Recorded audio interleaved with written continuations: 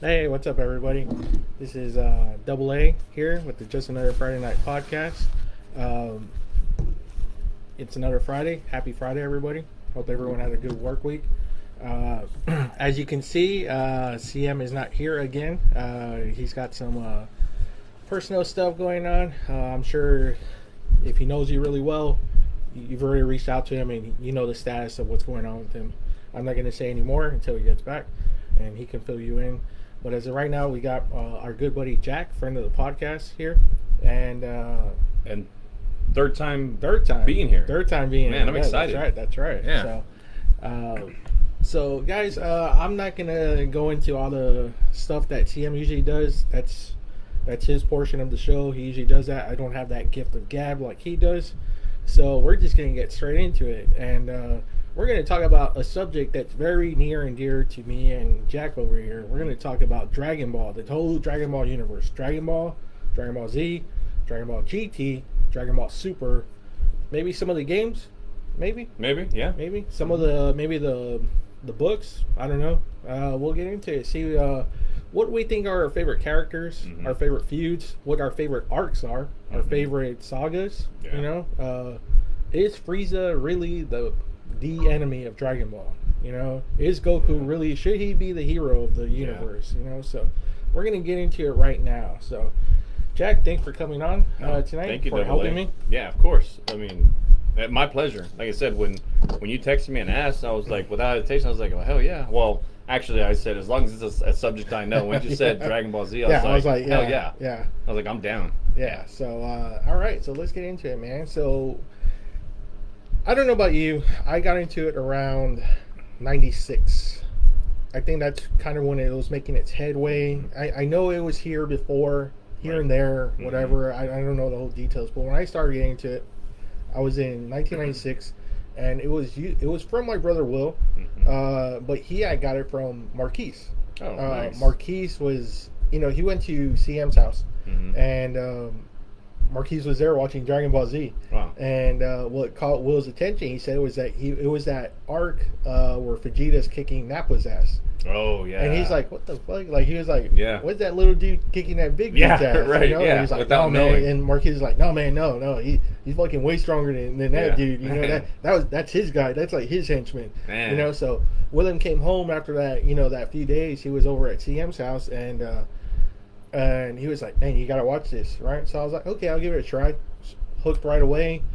Where I started watching it, it was Monday through Friday. I started watching it right where Vegeta thought he was a Super Saiyan and he was going up against Frieza's 1% stage. Yeah. And that's where he got his ass kicked thoroughly. And then on Saturdays, it would come out like at night. And at that time, they were training for the Saiyans coming for Vegeta and Nappa. So I was kind of watching it two ways. I was watching it almost at the beginning, and then I was watching it during the Frieza part. Right. So I had missed a good chunk, but I mean, immediately I was hooked. What did you think when you first saw it? So you probably don't remember this, but I mean, the reason I got into it was because of you. Oh, okay. Yeah. Okay. Because I remember being over at y'all's house, and I remember you watching it, and I was like, what's he watching? And then I was just paying attention a little bit. I was like, that's pretty good. And then I remember just little by little, I'd watch, and I was like, man, I got to see this. And then I remember the first time I actually got, like, the whole series, if you will. I was going online, and then back then, obviously, being online wasn't as good as it is now. Yeah. So I went online, and I downloaded some torrents, and I was able to download, like, all the Dragon Ball, Dragon Ball Z, all that. And it was early on. Some of them I had to fight through viruses and all that kind of stuff. But real bad. But yeah, I was able to download them. I was like, man, this is sweet. So that's how I started watching them all. Okay, so where did you start? Like when I first started, I think when I started watching it, when you were watching it, it may have been around I want to say it was maybe around the Android saga, maybe. Oh, damn. Okay. Yeah, it was pretty late after that, yeah. All right. So then when I went back, I was like, man, I got to watch this. And then so that's when I went back and I got everything. And then I started watching from the beginning, and I was hooked. I was like, man. Same here. So I started saving my money, and I went back and bought the videotapes. And at that time, the videotapes were like about $14.99, but they only had like 3 episodes. So, the first one I got was Raditz, the whole Raditz saga when he comes. And so I was kind of like, oh, cool. This is pretty badass. So eventually I was able to catch up until I figured out that there was Dragon Ball. And so I was like, oh fuck, you know, I need to go back now again and kind of see all the characters how they explore. Because remember, Piccolo and Goku hated each other. Yeah, they did. Right. Well, when I started watching it, they were fighting with each other. Right. You know, they were fighting together. So I was kind of like, oh, that's weird. So Piccolo and Goku were fucking enemies. Okay, that's weird. So, you know, all that. So when did you go to Dragon Ball? Like, after... So honestly, I didn't go to Dragon Ball itself until probably I finished watching Z. Okay. Yeah, after I finished watching Z, before I started watching GT, I went to Dragon Ball. And you know, Goku and Piccolo early on, even in the Raditz saga, they were like frenemies. Yes. Piccolo, I mean, Goku didn't hate him obviously, but Piccolo still had it out for him. That's why he freaking was like, all right, cool, I'm gonna do the special being canon and kill you too. You know. So I think they were kind of frenemies at that point. But yeah, so I started watching Dragon Ball after I finished Z, and I was like, man, I had the hunger for more. And then the only reason I remember is because you were talking about Dragon Ball. And I was like, I got to see this. And then that's when I went back and started watching Dragon Ball. Okay, so let's start kind of like right there. Dragon Ball. What do you think of the series? The first part, everything. The beginnings of Dragon Ball Z. The beginnings of Dragon Ball Z? Or Dragon Ball. Dragon Ball. The whole Dragon Ball universe. Yeah. I mean. So, I liked it. You know, I think, for me, I love Dragon Ball Z. I love everything about it except for the 15 episodes for like... The fillers. You know, yeah. I was like, come on. All these fillers, all this bullshit. And then also, you look at how long some of the fights took, you're like, man, fucking that spanned over episodes. Or the power-ups. The power-ups, yes. Jeez. Yes, oh my god, the power-ups. I was like, so man. Dragon Ball felt a lot better. The action went by smoother. Yes. You know, and there was really no hints of aliens whatsoever. No, not at all. No. Right? I mean, you had strange looking. I mean, you had Oolong, the talking pig. Yeah, you had bears and shit that were talking. Yeah. And so, but I like Dragon Ball a lot better. Like, when I watched it, I had a better love for it because I remember I was like, man, like that Tournament of Power, I loved it. It was just the feel of it. Yeah. It was like watching a heavyweight fight, and I was like, man, I love that part. So when it went to Z, I missed that. I missed the Tournament of Power. I know they did it just a little bit, but nothing like they did in Dragon Ball. No. And I love that. You know, that's the piece I love the best. So that's what really got me too about Dragon Ball was the tournaments. Well, the training too. The training was pretty cool when they went to Roshi and then you know him and Krillin training. But the tournaments, man, they were so badass. The fighting styles was really great. You know, the animation was really cool. They really focused on the martial arts of in Dragon Ball. There was no beams. There was no super speed. You know, none of that shit. It was just straight up hand-to-hand fighting. Hand-to-hand fighting, right? Yeah. And it was pretty damn cool. And we got introduced to a lot of pretty cool characters. You know, the other human characters. You know. King Choppa. Yeah. You know, he was funny. You know, that poor dude that was fighting for his village so he could win and get some water. And then, you know, Roshi tells him, right here. You can just, he's like, it's free. You know? Yeah. What was his name? I was thinking him like as like Dawson. I forget his damn name. Yeah, I forget his damn name. Yeah, I know, me too. And, you know, it's cool too. You know, we actually see Master Roshi kind of like still powerful. Yes. And he enters a tournament to make sure that Goku and Krillin doesn't win. Yeah. And we see what a badass Roshi was, right? Yeah, I mean, because in Z, it's kind of like, he's just this old pervert. Right, yeah. He doesn't really show anything anymore. Right. But in Dragon Ball, it was like, holy shit, man, this guy had moves. This guy was a smart fighter. You know, at one time, he was said to be the strongest fighter in the world himself. So, I mean, that was pretty cool about Dragon Ball. Krillin, you kind of see that dickhead part of him, you know, in the beginning, you know. But Goku still kind of like that same kind of like spirit fighter, you know, just wanting to get better, wanting to become number one, wanting to be strong, you know. I mean, it's kind of nuts, right? I mean, but it was cool how they did it. So, at the end of that tournament, Master Roshi wins under the assumed name Jacky Chun, which is a play on, I would assume, Jackie Chan. Jackie Chan, yeah. Goku, you know, sets out, you know, on more adventures. I think it was the Red Ribbon. Yeah, Red Ribbon Army. Okay, so that whole thing is probably like I think it might be the longest arc in Dragon Ball. I think. Yeah, it definitely was. The Red Ribbon, if you don't not too sure, and Z becomes Cell, Android 16, 17, 18. Yep. But here is this massive army that's planning a global takeover, I guess, and Goku just beats them all one by one. We get introduced to General Tao. Yeah, General Tao. General Blue. Yeah. General Red or President, whatever his fucking name is. You know, so and he goes through that whole army. You know, boom, boom, boom, all on his way to pretty much, you know, for the second tournament. Yeah. Now this tournament might actually be my favorite out of the three, the one with Tien. Yes, I was gonna say the same. Because they had some really cool matchups in this one. I think it's Tien and Yamcha. Yeah. I think them two go at it here. Goku and Krillin, or am I thinking of the third one? I think you're thinking of the third one. Okay, Yeah. where they do actually meet up. And, Right. Okay. And Tien is just another kind of badass character that we get to see, right? He's really cool in the Saiyan arc. He really tries his damnedest to go up against Nappa. Unfortunately, that doesn't happen. Right. But we see what a badass fighter he was in Dragon Ball. At one time, he was stronger than Goku. Yeah. At one point, and probably a better martial artist than Goku himself. You know. What was your whole thoughts about seeing Tien as the enemy, as the bad guy of this arc? There's two parts to that. There's Tien as the bad guy, but then you had Chaozu, and I never really thought of Chaozu as the bad guy. He was more of the follower for Tien. Yeah, and so I think if no matter which way Tien would have went, if he would have been a good guy, Chaozu would have followed. The bad guy, Chaozu's going to follow because that's his best friend. Yeah. And so, but Tien as a bad guy, and then again, it's not strictly because of Tien. Tien, I think again, by all rights, would have been a follower too. If you'd have met Roshi first, he would have been on that. But unfortunately, he didn't. He met Crane. The Crane, right? Yeah, the Crane hermit. Yeah. And so because of that, he was able to brainwash him and turn him into a bad guy. But that helped out. I don't know about brainwashing, maybe just the JoJo's. Well, yeah, I guess you're right. Kind of like Cobra Kai, right? Yeah, true. With Cobra Kai Miyagi doing, right? Yeah. So it just happened to follow it's just that Crane. one. Yeah. Crane's teaching That's and true. Tao's teaching, because we find out Tao and Crane are brothers. Right, yes. So, they have that. And they were teachers. Right. Both of them were Tien senseis. Yes. Both of them. So.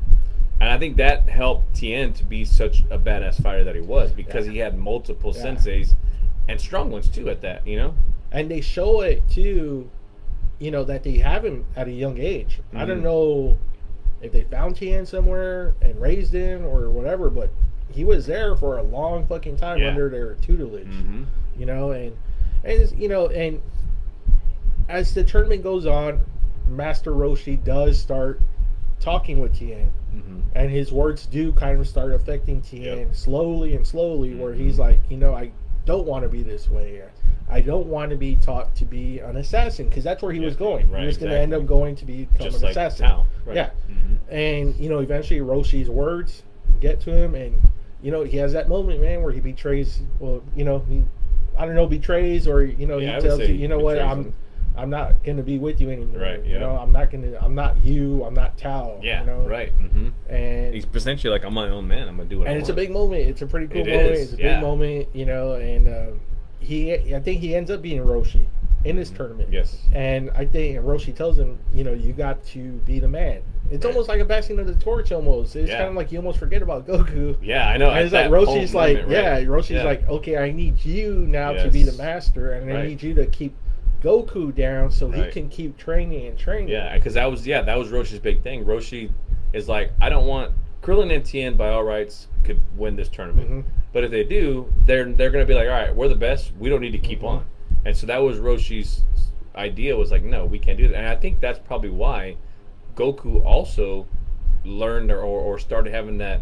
I want to keep training. I want to be better. Because there's always going to be somebody stronger, better. Right, yeah. And that's what Roshi was trying to instill in him, was like, hey, they win, they're going to be like, yes. Yeah. So, pretty damn cool. And then him and Tien have this, big old one-on-one. And, man, it's a pretty badass matchup. Yeah. It's a really cool matchup. It shows what a badass Tien could be if he was ever on Goku's level. Right. That he could pretty much compete with Goku fight styles. Right. So man, that was a pretty damn cool arc, and Tien does eventually go with Roshi, and he loses Crane. Yeah. Him and Chaozu, they both end up leaving the Crane school. The Crane school, right? Yeah. And I think if Goku wasn't an alien, I think Tien could have surpassed him in power. Yeah, because later we find out that as much punishment as the Saiyans take, once they heal, they get even stronger. Yeah. So there's always that little bit of jump that they always get that the other ones don't get. Right. So. And interesting, I know I'm going to be jumping far ahead here, but with that, I find it interesting, and I think I know why, right? I find it interesting that they went away from that. And they went away from that probably maybe, I can't remember. No, it had to have been in the Buu saga. they eventually went away from that. You know, I get my ass kicked, I almost die, and then I get this boost because they don't talk about that in Super. So I think they don't. Yeah, they don't. So my theory on that is that maybe it's because they're so much stronger now. That little boost, that doesn't even do shit for matter. them. Yeah. So. And like I said, it doesn't. You know, they don't say either on Dragon Ball because we don't know. Goku's just, as far as we know, he's just this weird kid with the fucking monkey tail. Yeah. Right. You know, that's all. It's kind of like. But again, there's a talking pig. Yeah. There's a talking. I get whatever the hell Poir is, a cat. Yeah, it's like a cat, something or other. And whatever Jiaozu is, I don't know what the hell. Yeah, he looks like a little mime guy, like a little mime character. And then Tien has a third eye. Yeah, so third it's eye. Kind of like, okay, so it doesn't, it's not weird that Goku has a fucking tail. Yeah. Well, so I read one interesting like theory, right, about which I read and I was like, you know what? It's not that far fetched. It was that Dragon Ball would have been based off or existed in the same universe as like the Mario Brothers, which is weird to think about it, but think about it, right? Mario Brothers flying fish, fucking there's flying fish in there, right? In Mario, you got Yoshi, who's the riding dinosaurs in there. So it's not that far fetched, right? And then when you think about it, the episode where Goku in Dragon Ball has to go and save Bulma in the castle. Well, that's like Mario saving Peach in the castle, So I read that, I was like, that's not that far fetched, So it could be that. I don't know. And then Mario throws fireballs. These guys end up throwing fire out of their hands. Oh, shit. So it's like, that's that's interesting. Okay, I didn't think about that. Yeah, I know. I read that, like I said, and I was like, that's stupid. And then I kept reading it, and I was like, you know what? That's actually not a bad idea. Doubtful, but still. Mario Dragon Ball crossover? Let's do it, yeah. Koopa wouldn't even be a problem. Nah, Mario Z? I don't know. So afterwards, I think that's when Goku, he's like, okay, I've already learned as much as I can from Roshi. Yes. I need to look further. Right. So that's when he climbs the tower. Yes. He finds Krillin. And I love that. Like, I love how the stories were well written because that right there, the Krillin Tower, it all goes into Z later on, And I love to go back onto the training. I love the training because when you look at their training that Roshi gave them, to them, they're just like, why are we doing your fucking errands? Like, go do them yourself, right? Why are we digging your fields and all this shit? Little did they know, no, you're strong. So, remember when they fought, I forgot, I'm going to say Stinkor, I forgot that big fat. Oh, yeah. Yeah. Krillin's like scared as shit, right? Yeah. And then next thing you know, Krillin's like, he fucking hits him with one, and then he's out. And he's like, I think we're stronger than what we think we are. Yeah. So, like, Roshi's having a training, like, weighted, a turtle shell. Yeah, a turtle shell that's weighted. And he's making them, like you said, do yard work and everything, not knowing that their bodies are getting stronger and stronger. Mm-hmm. And before faster. Faster. Before you know it, they're like, holy shit, one punch can knock out, a giant guy. Right, yeah. So. And then there was that one in a tournament where he ran, next thing you know, he almost fell off because he was so damn fast, Mm-hmm. And so they're like, holy shit, that's why Krillin's like, I think we're a lot stronger than we think we are. Yeah. So, but yeah, to your point, getting past that and saying, okay, I gotta look for something more, right? And then he climbed to Krillin's tower. Yeah, Krillin, and then he does some stuff with him, and then he eventually reaches Kami. Right. Mm-hmm. But he, first runs into Mr. Popo. Yes. Kami's, I don't know what the hell you would call Mr. Popo. Yeah, I don't know, like his... Just a companion? Yeah, it would have to be like his friend. He's like, the maintenance man? Yeah, or something, right? Because really, Kami is like the watcher of the earth and the protector of the earth. He's supposed to be I think in the Japanese version, he's supposed to be God. Okay. I think that's what Kami is. I think they even say God. He's God. Okay. Yeah. Okay. Yeah. So then, so then it's kind of Popo, like what we talked about too. Remember Old Testament, New Testament, right? the splitting, the splitting up, right? Yeah, which is true, right? Yeah. So then, at that, then Popo, because Popo, now by all rights, so Popo is a strong fighter too. Yeah, very strong. Yeah. Jumping again to Z, because here he's able to block all of Goku's punches, and then we see it again in Z, where Trunks and Goten are trying to fight him, and he's blocking off there. Yes. Right. And you're like, what the fuck? How strong is Popo? Yeah, because you're like, I thought you were the fucking gardener. Because he's all like that, like he's just blocking him like they're tapping him. Right. Yeah, he's just doing that shit. But you see him and he's watering the flowers and fucking tending the lawn. I'm like, you the fucking gardener or are you the fucking master? Like, what's going on here? You know what? The master would need a strong that's true. watcher. Yeah, maybe, for sure. You know? Not to get his hands dirty, right? Yeah, and you get past me and then you get the master. And we kind of see that in Super. Yes, we do. Right, yeah. With Beerus. Yes. So, we'll talk about Super later because I have a question I want to ask you about it. Okay. On Super later. Okay. So we get all that, and man, his training gets intensified big time. You know, and he gets a lot stronger. You know. Then we get introduced to, I guess, the evil version of Kami. Yes. Piccolo. King Piccolo. King Piccolo. Who had ruled the planet at one time. Yes. Master Roshi's sensei, master, whatever you want to call it, traps King Piccolo and dies from trapping. And the what was it called? The evil containment wave. Yeah, the evil containment wave. Yes. Somehow he busts out. He gets all the Dragon Balls. It's one of the rare times, right? Where like the bad guy villain, succeeds. He wishes for his youth back, and he becomes really, really strong again, just like the way he used to be. Right. And this is kind of what we talked about, because they show later in Z that's supposed to be the bad part of Kami. All the evil of Kami, that's the bad part. That's the bad part of him. But they kind of treat him like their brothers here, in a way. Right. So, so it's kind of weird, but King Piccolo goes on a rampage, and you know, he dominates the Earth, and you know, this is the first time we see Krillin die. Yes, right, yeah, exactly. I think Krillin's probably had the most deaths. Yeah, he has to. I think he's died in almost every series. Yeah, no shit, right. What do you think about King Piccolo? I mean, he was like the first real kind of villain. Like, he was the main and one that would have essentially ended the Earth. You know, more so than like anything that Tien or those guys could have done. Because I would say he's the first one too that. Well, we know now he's the first one that was actually an alien. Yeah. Because everybody else were Earthlings. You know, even bears and all that shit. You know, they were Earthlings on the Earth.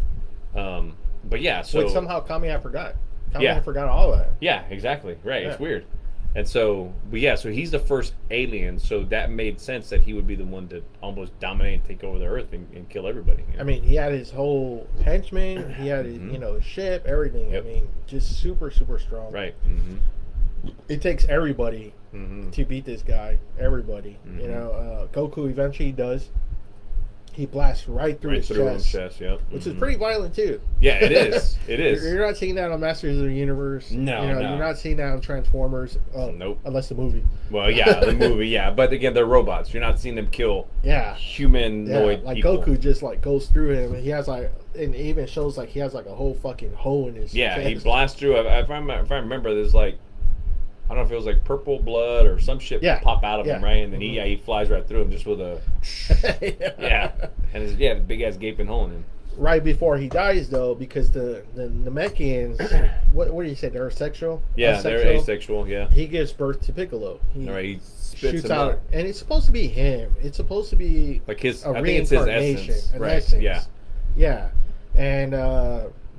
There is like Piccolo. I mean, Goku's like first real rival. I guess you can say. Yeah, because he shoots out this giant ass egg out of his throat.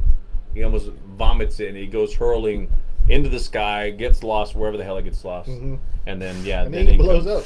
Yeah, for some reason. Right, and he blows up, and he dies. And then that's where Piccolo, who I think at the time though they called him not Piccolo, but Junior. But Junior, right? Yeah, some shit like that. Yeah. So in this arc, Roshi dies and Krillin dies, which was pretty damn shocking. Yeah. You know, so we already lost two major characters. Obviously, Goku wishes them back. They come back. Right. You know, it's a cartoon. Yeah, of course. Anime. Don't people get pissed off? Anime. Yeah, it's an anime.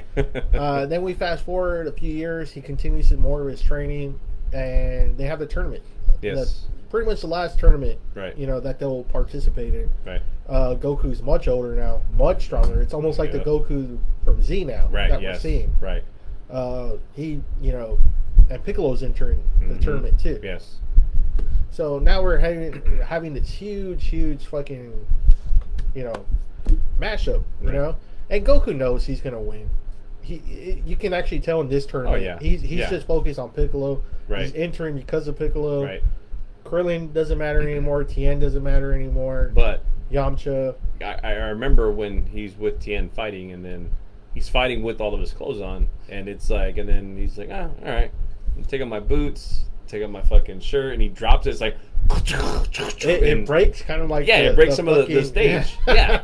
And that's when you can see where Tien's turning a little bit nice. He's like, Goku, can I see this? And he's like, yeah. He's like, what is this? And I was like, oh yeah, it's weighted clothing. It's similar to what Master Roshi had me wear. Yeah. He's like, I tried wearing it as much as I could. Yeah, and he's like, you've been wearing this the whole time? Yeah. Like, he's like, what the fuck? And at that point, he just blows Tien away. Yeah, he just fucking, yeah. Tien's not even a match for him anymore. Because the first time, Tien got the better of him. Yeah, not this time. Not this time. No, he's way out of his league. Yamcha gets his arm broken by Tao, a returning Tao, right. Mercenary Tao at this point. Tien beats Tao. Yeah. Poor Yamcha. Yamcha gets the short end of the stick all the time, too. But I'm like, yeah, you fucking suck, dude. I didn't know why he created a character like that. Yeah, I know. He needed a punching bag. I was like, well, that's the fucking punching bag, I guess. Kami's injured, too, but he ends up losing to Piccolo, and he gets put in the little bottle. Yeah, the containment wave bottle. So yeah, man, everything's just going wrong. It looks real bad. It's finally the huge setup between Piccolo and Goku. Oh, and that's who Krillin fights. Krillin ends up fighting Piccolo. Yeah, that's right. And Piccolo's actually surprised at how much of an effort Krillin gave him. Right. Like, he's like, holy shit. Yeah. Because, he thought, like, I'm going to wipe this guy away. No, and Krillin fucking gives him a good show and good run. Finally, we get Goku Piccolo. It's a matchup that Goku knew was going to happen. Yeah. They start going at it. They're pretty equally matched. I mean, it's like, damn, They both take off their stuff some more, and Piccolo... Yeah, because Piccolo was also wearing weighted clothing, too. In sense. Because, the whole Kami training. Correct, so he's right. Yeah, he's that right. This is right. People recognize him. Right. They're like, that's King Piccolo. Yeah, that's King Piccolo. Yeah, so they're freaking out. They're like, holy shit, like, we're going to fucking die. And at that point, everyone's like, fuck the tournament, we're leaving. But Goku's like, no, we're still here. Right, yeah. Yeah, well, of course, I mean, naturally, you see that, you think King Piccolo, you're like, fuck, I'm about to die. I got to get far away from here. So them two fight, I mean, and Goku ends up outlasting Piccolo. Bad. Yep. And, they both land. Piccolo lands first, Goku lands second. Yep. He asks the guy, did I win? Yeah. Did he land first? Yeah. And he starts like, okay, this is where the stage would be. Right, yeah. He's like, Piccolo landed first, Goku's the winner. Yeah, Goku's the winner, yeah. That's all like Goku wanted, man. That's all he wanted was just that title, too. Right, that was it, He was like, finally, after 2 years of being runner-up. I actually won. He used the title of the best martial artist in the world. Which to me, I think right there, that shows him being naive. And then also, because it's like, that's not what it's about, Yeah. For him, it was, but like, no, like, the fucking guy was going to end the fucking world. And you care about fucking winning a title? Come on. Well, he beat him. He was he did, right, It's over. I can kick this guy's ass. Yeah, that's true. Yeah, for sure. But yeah, I thought that was funny, too. It was like, hey, he's like really fucking happy he won the damn title. Yeah, right. He won a fucking belt, basically. I'm like, come on, dude. And then right after that, him and Chi-Chi get married, and I still think that's funny because remember, like when they were younger, when they met, she's like, "You're gonna." She fucking trapped him. Yeah, she did. It was a fucking thirst trap because he was an idiot. You're gonna marry me one day. He's like, okay, and then like he's like, he didn't know what the fuck that meant. He was like, I thought that was a food. Yeah, he didn't know what that meant. He was like, what? And then so when they get married, he's like, oh shit, yeah. Well, I mean, eventually he does get around to liking the marriage because he ends up having a kid at the beginning of the season. Yep, yeah, he sure does. So that pretty much ends Dragon Ball, that whole arc. It's just really him. What's just really cool about Dragon Ball is just, the building up, the making the friends with Tien, Yamcha, Krillin, Roshi, Bulma, and... Well, and we didn't talk really about, like, so his coming to, right? So his ship lands in... Do they show that in Dragon Ball? I didn't remember. Well... Yeah, they do because remember they talk about how he ends up killing Gohan. So his grandpa, his name is Gohan. So Goku, what AA had said earlier is that he has a tail. So obviously he turns into a giant ape. And so Gohan knew that at some point he saw, oh shit, he turned into a fucking ape under the full moon. So he kept trying to keep him like in check. And then one night he turns into an ape. inadvertently stomps his grandfather and kills him, which I'm like, man, that's pretty fucked up. Brutal. Okay, well, of course, Goku doesn't know that shit, right? He doesn't know what the fuck happened. He's like, Grandpa's gone one day. No, and we find out later that, you know, it's certain Saiyans that are powerful, you know, that can control themselves. Yes. When they are great apes. Right. But usually, you know, when it's kids, they they have can't. no Like, idea. they have no control of their power at all, you know? They're just wild beasts blowing up Right. shit. That's all they do. So yeah, so there's that, and it's kind of like it's not really mentioned again too much to tell. It's kind of like, okay, cool, we're done with it. He just turns into a big ape, Right. but that's over. Mm-hmm. We head into a few years. It looks like, I don't know, how old would you say it's Gohan at the beginning of Z? I would say he has to be at the beginning of Z. He's got to be like between 5 and 7. I Right, would something think. like that. Yeah, and Because I think Goku at the beginning of Dragon Ball, well, not the beginning, but when he first meets Bulma, I think that he's about 10 or 12 years old. Yeah, I think it's there. proven that he's like Somewhere 10 or around 12. there. Yeah, I think he says he's 14, but then they say, well, he's fucking 8. He doesn't know how to count. yeah, he does. Right, so he like miscalculated a few years. So I think they say he's like 10 or 12. Yeah, so you can tell he looks older than Gohan at the same time. So Yeah. I'd put Gohan probably around between 5 and 7 years old. Okay. Yeah. So it's a few years later. Obviously, we see Goku's adjusted well with Chi Chi. They have their own little house. Right. They have a son. Mm-hmm. He's still training. Yep. You know, preparing, and he's about to have a reunion with all the Dragon Ball friends. Mm-hmm. He hasn't seen them apparently in a few years. You know, Right. he just like disappeared. Yeah. So they're all meeting. Which I'm gonna foreshadow something that happens quite a bit with him disappearing. bad, real bad. Yeah. Real bad. That's why I never put him on the best fathers list. That's right. ever. He sure as hell ain't. So He's more like my dad. He was never there. So we see it. They all get reunited at Master Roshi's house, Mm-hmm. and he introduces Gohan. They're like, Yep. "What the fuck? Yeah. When did you have a son?" A son, right? Yeah. Yeah, and he, you know, everyone's just happy, and And Gohan has a tail. he has a tail too. And they're like, "Oh shit!" You know, Yeah. they remember obviously Right. what happened. And they're like, Right. "Oh no, Gohan Yes. has one too." Right. But Gohan's like not like Goku at all. Like the way you see at Dragon Ball, very timid, very Right. scared. Honestly, he's a fucking pussy. Yeah. I can't put it any other way than that. He's a pussy. Well, and you got to think too. Look, Goku probably wasn't even helping raise him. You know, whenever chance he could, he's probably training. Yeah, and then Chi Chi too. She's like, I'm not gonna have my fucking son turned like my husband. Yeah, so Yeah, she's fuck that. raising him on his own. Right. She's trying to make him smart. Yeah, in a way. yeah, You know, right, yeah, book and we smart. see that later. Yeah. where she's like, study. So yeah, she wants that for him. Yeah, so I mean, Goku's not going to be like, man, you know, I'm gonna take Gohan with me. You know, and Right. he's like, no, I'm practicing. I'm training. Yeah, because you he's know? not even thinking about, I'm gonna train my son to fight. He's like, I gotta get fucking better. Yeah. yeah. Like this motherfucker's gonna hold me back. Like, I'm not fucking dicking around with a kid. Yeah. So we get that, you know, and they're having a really good time. They're having a good little reunion, and then we see fucking Raditz coming, man, on the beach. Yeah.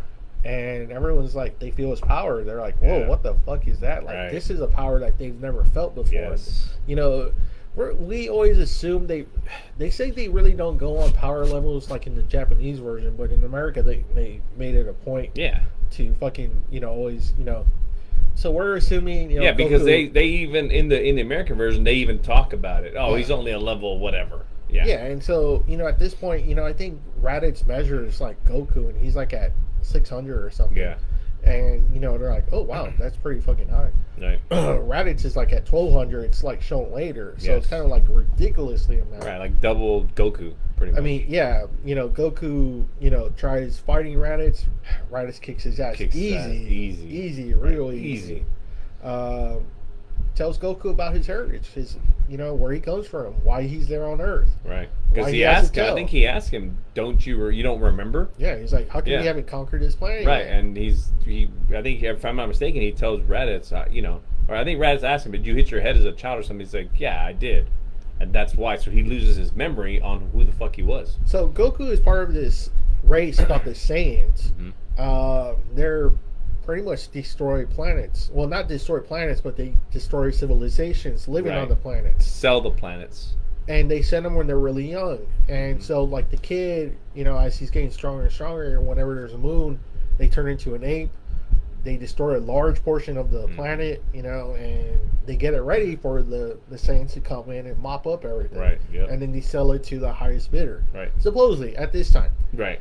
You know, obviously they're working for Frieza, but they don't say Frieza at this moment. Right. Yeah. They just say that they're working. Right. You know, they're part of a brutal race. Just they're all about fighting. They're all about killing, destruction. Yep. You know, that's it. Just getting stronger and stronger. I mean, hardcore. Yeah. Like. Yeah. And, you know, he says Goku and Gohan are part of this race, you know? But I think Raditz is the first one to call him Kakarot. Yes. Yeah, and he's like, I don't know what Kakarot... my name is Goku. Yeah. Because he's like, what the fuck's a Kakarot? Yeah, he's like, what the fuck? Yeah. My name's not Kakarot, it's right, Goku. Yeah, it's Goku, yeah. Yeah, so, you know, he's like, you know, I'm your little brother. Right. Your name's Kakarot. You're a fucking Saiyan. You're a part of a warrior race. You need to destroy this planet or I'm going to kill your son. And then you're going to join... us. You're going to join this group that we have. Right. So let me ask you a question here. So we look at Goku, and then we look at his father, right? We look at Bardock. They are mirror images of each other. Yeah. Right. We look at Vegeta, and we look at King Vegeta. Again, mirror images, right? So when you look at the pure-blooded Saiyans, it seems like they take the hairstyle of their father, right? At least from the two that we've seen. Yeah. But Raditz doesn't. No. So. No. Do you think possibly Raditz is his half-brother? That maybe could be Goku's dad. Could be, because they've only mentioned one woman for Bardock. Right, for Bardock, right. But you never know. I mean, obviously, they're not Bardock may have been out, and then he's like, man, that fucking looks good. But what's funny, though, right, is like Raditz has the Super Saiyan 3 look. Yeah, right? Yes, exactly. I was like, wow. Right, yes. That's pretty interesting. Yeah. I wonder why they did that for it. Right, yeah, for sure. Because I remember, it actually had to probably have been when I talked about getting into it when you were on the Cell Saga, around the Android Saga, I must have seen you in the Boo Saga because I remember seeing Goku in a Super Saiyan 3 form, and so I remember when I saw Raditz for the first time, I was like, why does it look like that guy with the long blonde hair, but it's black? Yeah. You know, so so I was like, to your point, I was like, why does he look like him, but his hair is black, not blonde, right? Yeah. You know, he encounters Piccolo as well. Yes. Beats the shit out of Piccolo. Yeah. Bad. Then you see the two enemies talking to each other, sending in to form an alliance. This dude is way fucking stronger and way more brutal. Yeah. This guy doesn't want my enemy is my friend. This guy doesn't want to take over the planet. He wants to destroy the fucking planet. And because at that point, I think he was like, this fucking planet's pretty much worthless. We're just going to destroy it, basically. Yeah, and Piccolo's still in that mindset that he wants to conquer. He still wants to be king of Earth. Right, yeah. So what's there to be king of if it's destroyed 100%? Yeah. So they form a very uneasy alliance, and they go after Raditz. They sense his power. They know where he's at. And Raditz, you know, he has a scouter, senses, you know, sees him coming. And that's the thing, real quick. So, see, Piccolo and Goku can sense power levels just like through their mind or whatever. But Raditz, and then later on the others that come down, they have to use a scouter because they haven't developed that trick to, or not trick, but that, I guess, what do you call it? I guess a technique. A technique, yeah, there you go, thanks. Because Vegeta actually does end up learning he learns himself. it, yeah. So Raditz doesn't know that technique to be able to sense power levels, but they're hiding. Or they're hiding it, because they're able, so Goku and them are able to suppress that power level, so that makes them look weak. So, you know, they go full blast at Raditz. Raditz is just super fast, super strong, beating the shit out of both of them. Yes. You know, after seeing Dragon Ball, I bet you the people watching Z were probably like, holy shit, this is fucking nuts. Yeah. You know, Goku and Piccolo have always been able to be the top dogs, and now they're just like getting their asses handed to them. It's not really until Gohan, something sparks Gohan, that it's able to hurt Raditz enough for them to are able to get the advantage. Yeah, because Raditz had locked Gohan into the space pod, space pod. That's right. Yeah. He locks him in his space pod. You know, you're a brat, blah blah. So he's like, man, you're like almost like what you say. Like, you're a pussy. Yeah, you're a fucking pussy. Like, because he takes him. Yeah, he takes him. He pretty much tells him like, you're gonna turn into a great warrior. And he's, of course, fucking Gohan. Half the fucking first, he's crying all the fucking time. I'm like, man, he's like, stop crying. Yeah. He's like, stop fucking, stop your crying. So he locks him in a space pod, and then they're fighting, and Gohan's hearing all this shit going on. And, like, it's something... And mind you, again, like I said, Gohan's probably 5 to 7 years old. Yeah. And so he's seen his dad get his ass yeah, kicked. he's seen his dad get his fucking ass kicked. For all his time, Goku's always been the strongest. Yes, the always been able to strongest. take care of everybody. Right. And he's getting his ass kicked, and something snaps into fucking Gohan, like this fucking like power, because Raditz like senses it too with his fucking thing. Yeah, his scouter like his scouter's lighting up, and he's like, it's impossible. And then fucking Gohan like breaks out of the fucking spaceship and comes at him right at his fucking armor. right here. Yeah, right here in the fucking chest, and If you guys ever had an injury right there, you know Yeah. how bad that hurts. If you ever had like a bruised sternum, a broken yeah. sternum, right, yeah. just this part, man, it really fucking hurts, and Yeah. you can't really. Because they think about it, that's holding your whole rib cage Yeah. together right here. And trying to hold something tight with this all hurting, Yeah, it's just fuck, that's forget not about happening. it. Yeah. He damages Raditz pretty damn good. Mhm. Goku now is able to have an advantage. He grabs Raditz from behind. He tells Piccolo, "Fucking do your fucking work. Do Yeah. your new technique." Right. He does it. And Piccolo's man. pretty much like, He's like, just hold him. Yeah. I'm almost done. right. You know. And Piccolo at that point is like, man, basically, well, fuck, I get to kill two birds with one stone. Yeah. Yeah. Yeah. He's like, all right, cool. I'm gonna kill Goku. Yeah. Too. All right. And yeah, he blasts him, and it was kind of like one of those iconic moments in the series for a long Yeah. time. It was. And I had to see an edit, so I didn't really get to see it until they finally showed it uncut, where the whole blast. Yeah, the whole blast through 'em. goes through them, right, from the front to Yeah, the back of 'cause- both of them. Yeah, so it was Blood pretty and brutal. everything Yeah, it shoots was out, pretty yeah. damn brutal. Yeah. And you see both of them just like fucking fall down, and they're Mhm. dying. Mhm. They're both dying, and this is a part That's that pretty much right through the heart on him. this is a part that always pissing me off, and he's like, you killed me, you killed Kakarot to kill me. It's like, oh no, we didn't. Yeah. we got the Dragon Balls. We'll just wish Right, it back. you wish it And back, yeah. Raditz is like, what are Dragon Balls? Yeah. And he's like, oh, we can gather them up and we'll wish Goku back. Right, yeah. And Raditz starts laughing. He's like, what are Yeah. you laughing about? He's like, you see the scouter? It's Right. also a fucking A transmitter. radio. Yeah. And there's my two other friends. Yep, they're are on their hearing it, way. and they're Yep. on their way now, Yep. definitely looking for. And they're a lot stronger than me. Yeah. And That's what, he tells me is that they're a lot stronger than I am. it's like you're like, why the fuck did he tell her? Right, yeah. You Like, you're idiot. giving away the fucking secret, you stupid asshole. Which eventually we find out it goes all the way to the top. Yes. It didn't go just to Frieza and Nappa. It goes all the way to the top. Right. Or Vegeta and Nappa. Yeah. So at that point, okay, so it pisses off Piccolo. I don't know what Piccolo does. They don't really show it. No. Maybe he explodes Raditz's head. Yeah, because he Raditz gets pissed. So Yeah, because his body's not there anymore. yeah. Yeah. And then Goku, we see it in the last moments, and he dies, man. It's kind of Mhm. weird. It's like Yeah. the first few episodes of Z, this whole brand new Dragon Ball series. Right. The And main. Fucking Goku's Right. dead. Yeah, he dies. You're like, what the fuck? And he dies pretty fucking ugly. He Yeah. has a big fucking hole in Yeah. his chest. There's a big fucking hole in his chest that just blood Yeah. everywhere because it goes through because pretty much Goku's holding him like this, just holding him up. He's holding it like that. Yeah, and then Piccolo has to take a little bit to do the special beam cannon, and when he does it, it's just pretty much a spiral beam that goes on right through the chest of Raditz, through him, through Goku, and out the other side. Just fucking brutal. And it's like a for like maybe it lasts for like about 5-7 seconds. Yeah. Of just that pure energy just going Right, through. just an energy beam that is, looks like a light beam, but that's also wrapped in like an orange spiral. Yeah, it's And it's so it's brutal. a spiral that's just like right in your face. And at that moment too, like Piccolo's power goes up. Yes. Whenever they do like their Kamehameha or special beam Right. cannon, their power increases. And I think it makes sense because they're now, if I think about it right, they're channeling all that energy into one big big blast. blast, Yeah. and so it's going to increase their power. Yeah, so after that, this is kind of like where it gets really, really slow before we enter the next saga, Yeah. But this is where, like, okay, everybody, he tells everyone what happens to Goku, and he tells them, I'm going to take Gohan.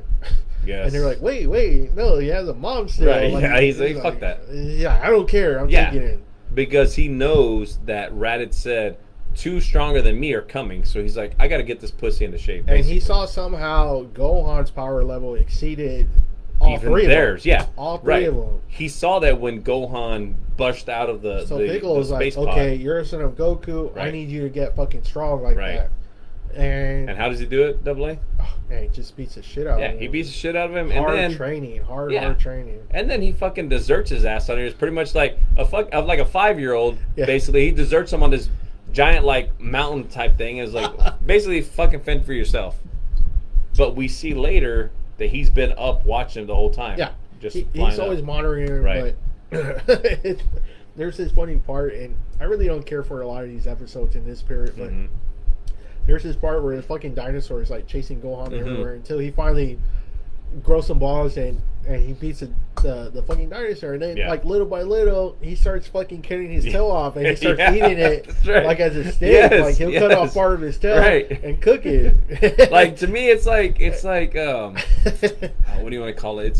It's pretty savage because it's like fucking kill him. No, he cuts off part of his tail. It's a small piece. Yeah, tail. Right. I'm like, man, that's fucked up. And he's cooking it.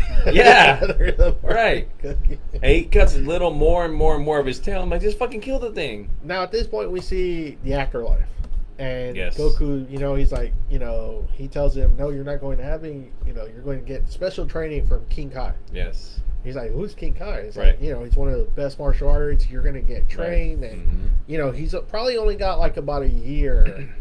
I can't remember how much they said because of the Dragon Balls. Like you have to round up the Dragon Balls. Yeah, it's a year. Yeah, they wait Mm-hmm. for a certain time so he can get all that training. Right. At this point, everybody knows what's going to happen. Tien's training, Yamcha's training, Piccolo's training. He's training Gohan, Krillin's training. Everyone's training, and you know what I didn't like on their training is, I don't even think it makes sense, but I guess I hate that they fucking I'm gonna train on my own. Especially Tien. Tien's always like, nah, I'm gonna go train on my own. Like, you fucking train together, stupid. Yeah, like the one time they did at King Kai's, and they all got massively stronger. Yeah, exactly. So, right. I don't know. Maybe it's something that they don't want to show each other. Yeah, still maybe. Competition between right. them. Yeah, I don't want you to learn my moves. I don't know. Yeah, true. Because the only ones that ever work together are Goku and Piccolo. Those are like the only two guys that ever seem to really work together. Right, for sure. There's a whole bunch of filler episodes in this series. Like I said, there is one really cool episode, and I forgot how they do it, but somehow they transport Tien, Yamcha, and Krillin to planet Vegeta. Like before, when it was real savage. Do you remember that episode? They get transported somehow. Man, that's new on me. Past. I guess I don't remember. I think it's Baba. I think it's Baba takes them back. Oh, okay. And they're fighting these it's like primitive planet Vegeta. Bad. Real bad. You know what? Now that you're saying that, I'm starting to remember that. Yeah. And they get their asses kicked bad. Real bad. Yeah. And they come back and they're kind of like, they have like this fucking look on their face like wow, we got our asses kicked. And it was like, what's bad? They tell them, what's bad? Those Saiyans were not even as strong as the Saiyans that are coming. Yeah, exactly. And they're like, holy shit. Yes. Right. Yeah, that's true. Holy fuck, I remember that. And because they got their asses smacked. They actually die, I guess, right. And they're like, holy shit, So they really start pumping it up. They really start intensifying the training. Everyone intensifies the training. Gohan eventually becomes pretty good. He's still a little soft, but he's a lot harder than what he used to be. Right. Eventually, the time has come. Vegeta and Nappa come, and we start the new arc, the Saiyan arc. And man, what an arc this was! Yeah. I mean, and Nappa was a big fucking guy. Like all my characters back here, if I had to say, Nappa is probably like the size of height wise of maybe this Boo. I mean, he's a big fucking guy. Big, strong. Muscular. Like no fat on the guy at all. They crash down to Earth. And right away, he pretty much destroys the whole city. Yeah, right off the bat. Right, yeah. And it's just him, and you're just like, whoa, holy fuck, And they're looking for these powers, the power levels of all the fighters. Right. And they eventually all meet up. It's Vegeta, Nappa against the Z fighters. The Z fighters, what they get known as the Z fighters. Yeah, Tien, Jiaozu, Yamcha, Piccolo. Piccolo, which is weird too. They're all like, oh wow, Piccolo's with us too. Yeah, right. And he's acting like kind of like as the leader of the group. Yeah, because really, he at that point he's definitely the strongest out of all of them. Oh yeah, by far. Yeah. They're like, we're not gonna fight you guys yet. They bring out the Cybermen. Yes. And they're like, and the way the Cybermen are born is Nappa grabs they're like seeds. Yeah, they're seeds, and he plants them into the ground, and he fucking waters them, and then they're fucking born Cybermen. And they grow. Yeah. And man, it's like, okay, you're gonna go up, and it's against Yamcha. Yeah. Oh man. Man, oh man. Like Yamcha thinks he has it going. Right. he actually does, I guess you would say, win the contest. Right. But this ain't contest rules. The Cyberman gets back up, wraps himself around Yamcha, and fucking self-destructs. Boom. Blows up Yamcha. Dead. Yeah. I was like, oh, man. You just see that one where Yamcha's laying in the fucking hole in the ground where his body's all like fucking twisted. And that kind of set the tone, kind of, in a way. And, you know, Krillin comes up. He gets real pissed. And he ends up killing all the Cybermen. Yeah. You know, so it's like, okay, who's next? You know, he's like really pumped. He's really fucking angry. And, you know, Nappa comes in. And, man, Nappa just wells on all of them. Yeah. Fucking beats the shit out of Piccolo.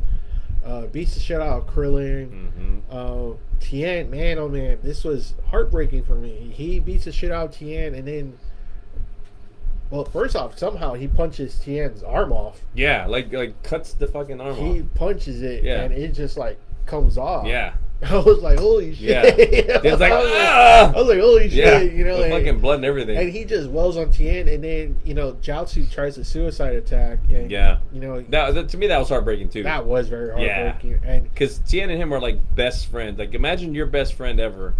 And that's who Jiaozi was to Tien. Yeah. And he gets on the Nappa's back, and he's like, I love you, Tien. And he fucking tries to do suicide, and what happens? Man, Nappa just starts laughing. Yeah. He's like, you know, smoke, and he's like, Yeah, it's like, it didn't even bother him. Yeah, at all. And Tien's like, man, fuck, you know, like, that was all for nothing. I remember he was all, Chiao-Tzu! Yeah. Yeah, I mean, he's all busted up, Yeah. bad, and he tries, like, a last, like, suicide kind of, like, power, too, and it doesn't do anything, and Tien ends up dying, so it's like, fuck. Got Yamcha's 3 of the Z fighters are dead. Yeah, Yamcha's dead, Tien's dead, Jiaozi's dead, and Vegeta hasn't even entered the picture yet. And you're like, what the fuck's going on? And by all rights, if you weren't a watcher, I mean, well, even at that point, like when I was watching it, you know, I thought, man, this guy's the fucking badass. Like, why the little guy needs to come in? You know, being Vegeta, I was like, I didn't know at that point that Vegeta was even stronger than Nappa. You know? Yeah, no one did. You maybe assume they're at the same power. Yeah. Maybe. You would. Maybe. I don't know. And, man, he, you know, next on the list is Piccolo. And, man, he just fucking goes to town on Piccolo. Bad. Piccolo's nothing either. You're just like, oh, shit, Piccolo was like our last fucking hope. Yeah, right. Out of all of them, Piccolo's the last hope. And you're like, fuck, he beat him too. And, you know, it's not looking good. And at this point, you know, again, this is like the frustrating part of the cartoon. You know, at this point, Goku's done with his training and he's rushing, but this fucking snake way is like, it's like fucking like a million miles. Yeah, it's like from here to fucking Canada. I'm like, what the fuck? Yeah. It's just like episode after episode. Yes. You know, he's just fucking running, and he's feeling everyone dying off, and he's like, oh fuck. Yeah. And he's just hoping that Gohan. Well, because at that point, isn't that when he learns to fly? He's still running because he's trying to save the energy. But he doesn't learn to fly until King Kai. No. He learns how to fly from, I think, Kami. I think by then he already knows how to fly because he's flying against Raditz. I don't think so because remember when he goes to King Kai. Remember King Kai's planet was like way heavier than Earth. Yeah. And so he wasn't able to walk. Yeah, I remember he struggled bad. Yeah, that's what I'm saying. I think he doesn't fly until. I could be wrong, but I thought he'd fly because he's like, oh yeah, I can fly, and then he's like, well, I got to conserve my energy. Yeah. Yeah, maybe I might have my facts mixed up. Yeah, I trust you more than myself. Yeah. So I mean, he's fucking, man. Again, the frustrating part because it'll go on for like, man, every day at school. I'd be watching this shit and I'm like, fuck, man, when's he gonna enter fucking Battlefield already? Yeah, like, because that was the frustrating part about Z. You're watching it, think like, oh man, because like Dragon Ball actually went by pretty fast. And Z, you start watching. I didn't know at this time until I read later that he was doing it as they were making it. So that's why we have so many filler fucking episodes. Oh, okay. They kept catching up to him. Yeah, so that's right. That's his why, writings. Yeah, okay. That's why he spent so much time powering up. That's why Goku's fucking running. So it was easier to make the filler episodes than it was to make the. Yeah, okay, I got you. That's why we get that Garlic Jr. Yeah. Oh saga. God, I hated that song. So, eventually, you know what? It's Gohan actually lands a punch on Nappa, and he gets super pissed. Yeah. And he's about to kill Gohan, and Piccolo steps in the way. Yeah. And then that's where we see fucking Piccolo dead now, too. Yeah, so Piccolo it's like, dies, oh, yep. fuck. So now it's only Krillin and Gohan. Yep. And finally, Goku makes it back. Yes. Finally. And, you know, we just see his new power, man. He fucking wells on Nappa. Yeah. No problem whatsoever. Kicks his ass. Kicks the shit out of Nappa. Kicks his ass all over the place until Vegeta has enough. And he's like, you know what? Just get the fuck off the field. Right. You know, you already embarrassed us. Yeah. At that point, you know, Nappa's like, you know, okay, I can't fight Kakarot. I'm going to go after Gohan and Krillin. Yeah. He's about to go after him. Goku turns it up, does the Kaioken, Yep. beats the shit out. I think he Which breaks was a his back move. almost. Yeah, it was a move that Goku learned from King Kai was Kaioken. Yeah. So Kaioken basically doubled his strength, his power level. Yeah. It doubled it by doing Kaioken. But he couldn't do it too high, or Right. else it could explode. He could, too high or too long because it could kill him, basically. So, yeah, he throws Nappa at Vegeta, you know. Yeah, well, he throws Nappa in the air, and then Nappa lands on his hand like that. Yeah. And I think that might have been what. But then like, he throws hurt him to Vegeta. Yeah, to He's Vegeta, like, right? you know, Yeah. Here. Right, You know, yeah. You're your fucking guy. Right, you yeah. know. Basically, like, look, here's this piece of shit, right? What do you got? Yes. Right, and then what does Vegeta do? Oh, man, then this is how we find out how fucking savage he Yeah, is. He grabs his man. fucking hand because Nappa's like, you know, help me up. You know? Yeah. And he's like, yeah, okay. Yeah, he's like, yeah, You know? come on, bud. He fucking grabs it, and man, he fucking tosses him in Yeah. the air. He's like, "What are you doing?" Yeah. He's like, "Man, you know, you fucking suck. You're weak. Yeah. You know?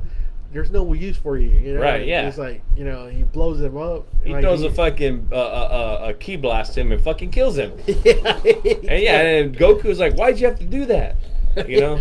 Yeah. Yeah, basically. He fucking killed his own guy. Yeah, Like, no man, shit. You're what like, the man, fuck, if he kills his own guy, Yeah. fuck. Yeah, savage. And man, so him and Goku proceed to have this pretty vicious battle, man. We just see how much stronger Vegeta is at Yeah. this point. It's probably maybe the only time that Vegeta was actually really stronger than Goku because Yeah. man, he just beats his ass Yeah, bad. he does. And that, Bad. mind you, is the fact that Goku had been training by supposedly the strongest martial But artist. at this point, Vegeta's just Yeah, so he's much just way stronger. too strong, yeah. He's how old do we? Maybe 6 years? No, maybe 10 years older than Goku at this. You know? Yeah, probably Like, so, because probably he a big was, difference. yeah. He was way older than Goku when Goku was born, as Yeah. we learn. And right? we already learned that he had a high power level when Yeah, he when he was born. born. Yeah, Goku's power level was minuscule compared to those of. Bad, That's why they real were bad. like, he ain't shit. Yeah, so I mean, they have this battle. You know, Goku pretty much gets his ass kicked. Vegeta turns into an ape. You know, he's gonna kill him. You know. Well, but the reason why Vegeta turns into an ape is because when Goku does the Kaioken, he starts getting a small advantage on Vegeta, and Vegeta's like, fuck this. So Vegeta turns to the Great Ape, That's which is the most powerful form at the time. It's 10 or 100. Like I think it's their power increases I think it's 10 like, times. Yeah, 10 to 100 times powerful more than what they originally have. Because Goku is pretty much getting the better of him at that point, and Vegeta's like, But the Kaioken is starting to have its effect. its effect on Goku, right? Yeah, bad, it is. Yeah, real bad. right. So then Vegeta, you know, it's like, well, fuck, I got to turn it to the Great Ape, and so he does it by putting up the fake moon Yeah. in order to turn. Yeah, because it was the middle of the day, and the only way they can turn to a Great Ape is if they have a moon. So Vegeta puts up a fake moon in the sky. Yeah, the Saiyans it created this kind of like it's a blast. Well, not a blast. It's a ball of pure energy that Right. has the same effects as a moon does. Right. Mm-hmm. The same solar rays, everything, Right. whatever it is. Mm-hmm. Vegeta, you know, obviously then, you know, gets a hold of him and he's about to, you know. Yeah, he pretty much grabs him, and it's cool because I have these figures. I have one of Vegeta as the Great Ape, and there's a little figure that comes with it of Goku where he's actually like squishing the shit out of him. Yeah, nice. yeah. So yeah, he's basically squishing Goku in his hands, and mind you, it would pretty much. It looks like it'd be me holding this Goku figure in my hands. That's how big Vegeta is at the time compared to Goku. That'd be like really Goku and I'm Vegeta. That's how much fucking more massive that ape is. And he's squashing the shit out of Goku at the time. And then eventually, somehow, some way, Yajirobe, an old friend from Dragon Ball. Yeah, we didn't talk about Yajirobe. I mean, I love We didn't. Yajirobe. Man, Yajirobe is so funny. He's an old friend from Dragon Ball. He's an old friend from Dragon Ball. He just fucking He's pretty much worthless. All he likes is fucking food. He's a lazy bastard. And, You learn about him in Dragon Ball when Goku climbs up to Korn's tower. yeah.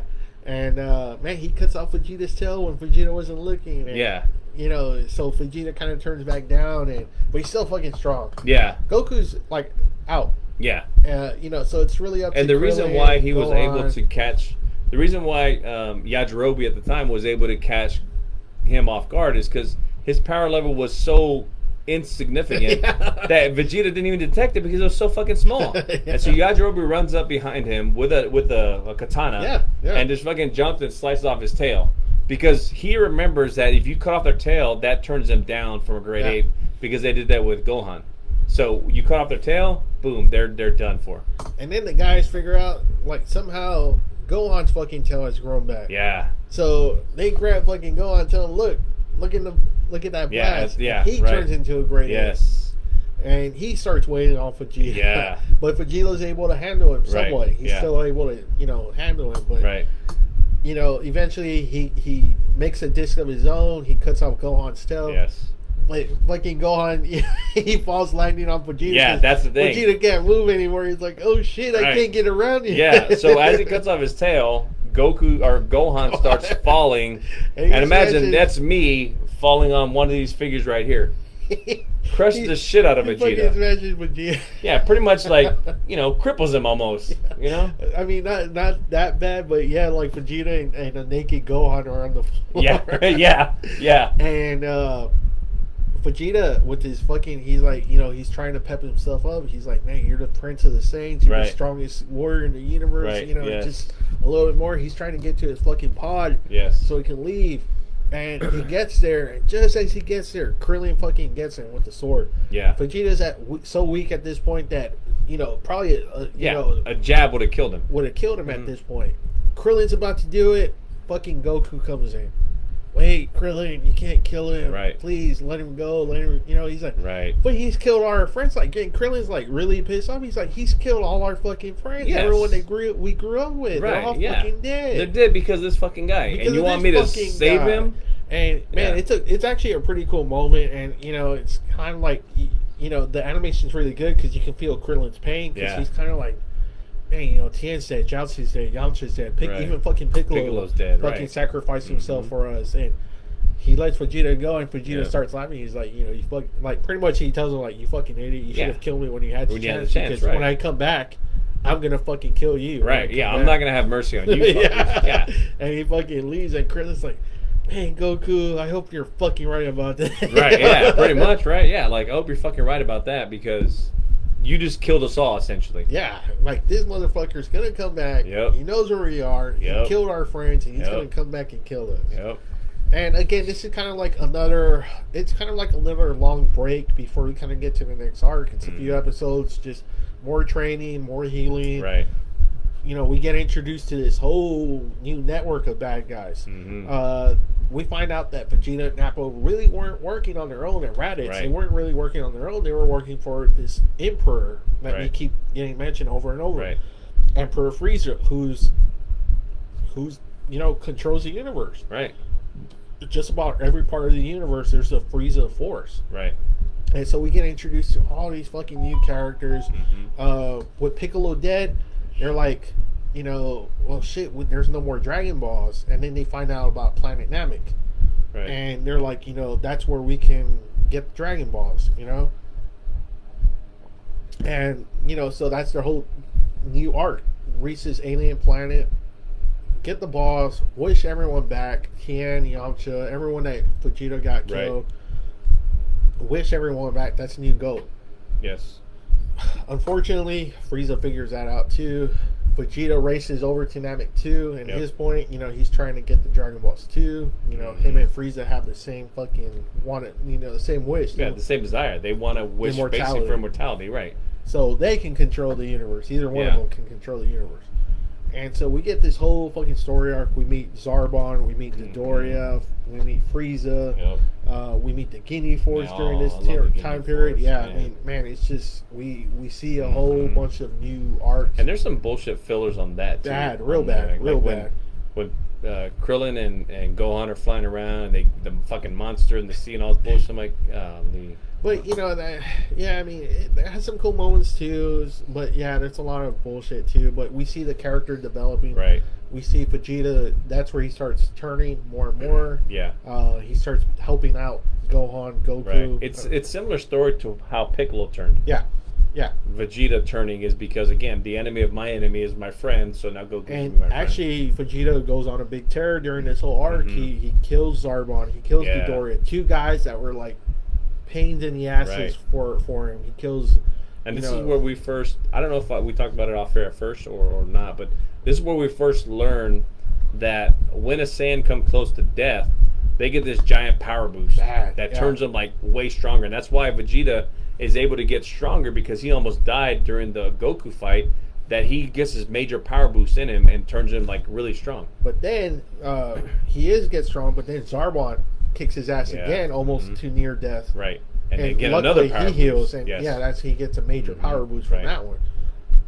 At this point, they have the sensu beans, right? Yes. Yeah. Yes. So one thing we didn't talk about was they the sensu set them off beans. with the whole pack. Right, pack second. So where the sensu beans come from, they're basically little beans, and these beans will automatically heal you. It's like a magic fucking bean. So if you're about to die, you eat a sensu bean, you're like healed 100%. Yeah. And it makes you stronger. So they got those. They learned about those back in Dragon Ball from Korin.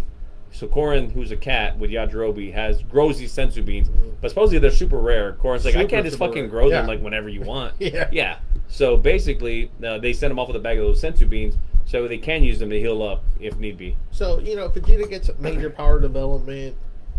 Gohan, Krillin, they end up getting their powers upped by I forget his name, Guru. Guru, yeah. Who kind of tells him that Kami and Piccolo are from here. Right. They came from here. Mm-hmm. And then he finds out that they split, and he's like, wow, that's terrible. Right.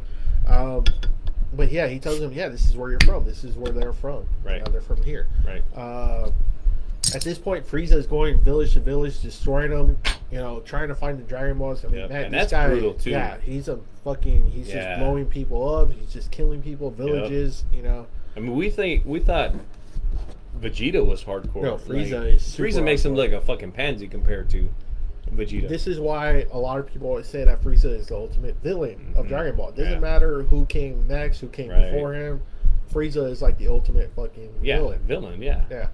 And great villain. Man, I love him. So this is Frieza in his, what we know as his first form right here. Now, have you ever read anywhere where it was supposed to be like, is he supposed to be a dragoness?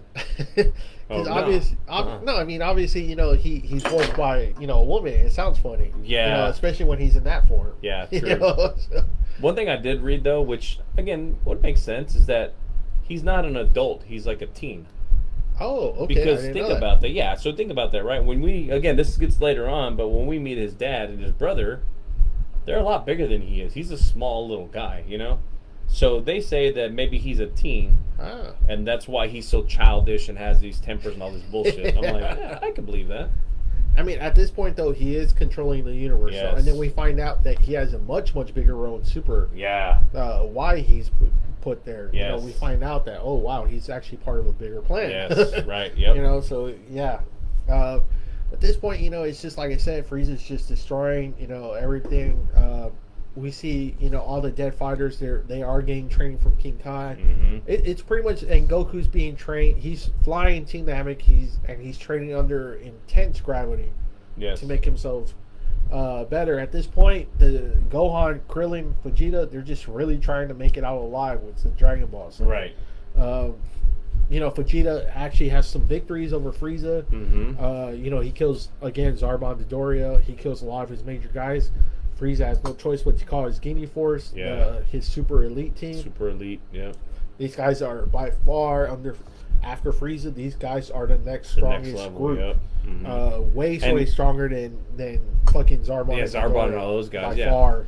And at that point, when Vegeta's already teaming up with Gohan and Krillin, basically saying like, look, what are our options here, right? Goku and Krillin and Gohan, they don't know that their dad's coming back. They think pretty much like, and they're way out of their league. They already sent Zarbon Midoriya how much stronger they are than them. Right. This was supposed to be an easy mission. Yes, and it's not.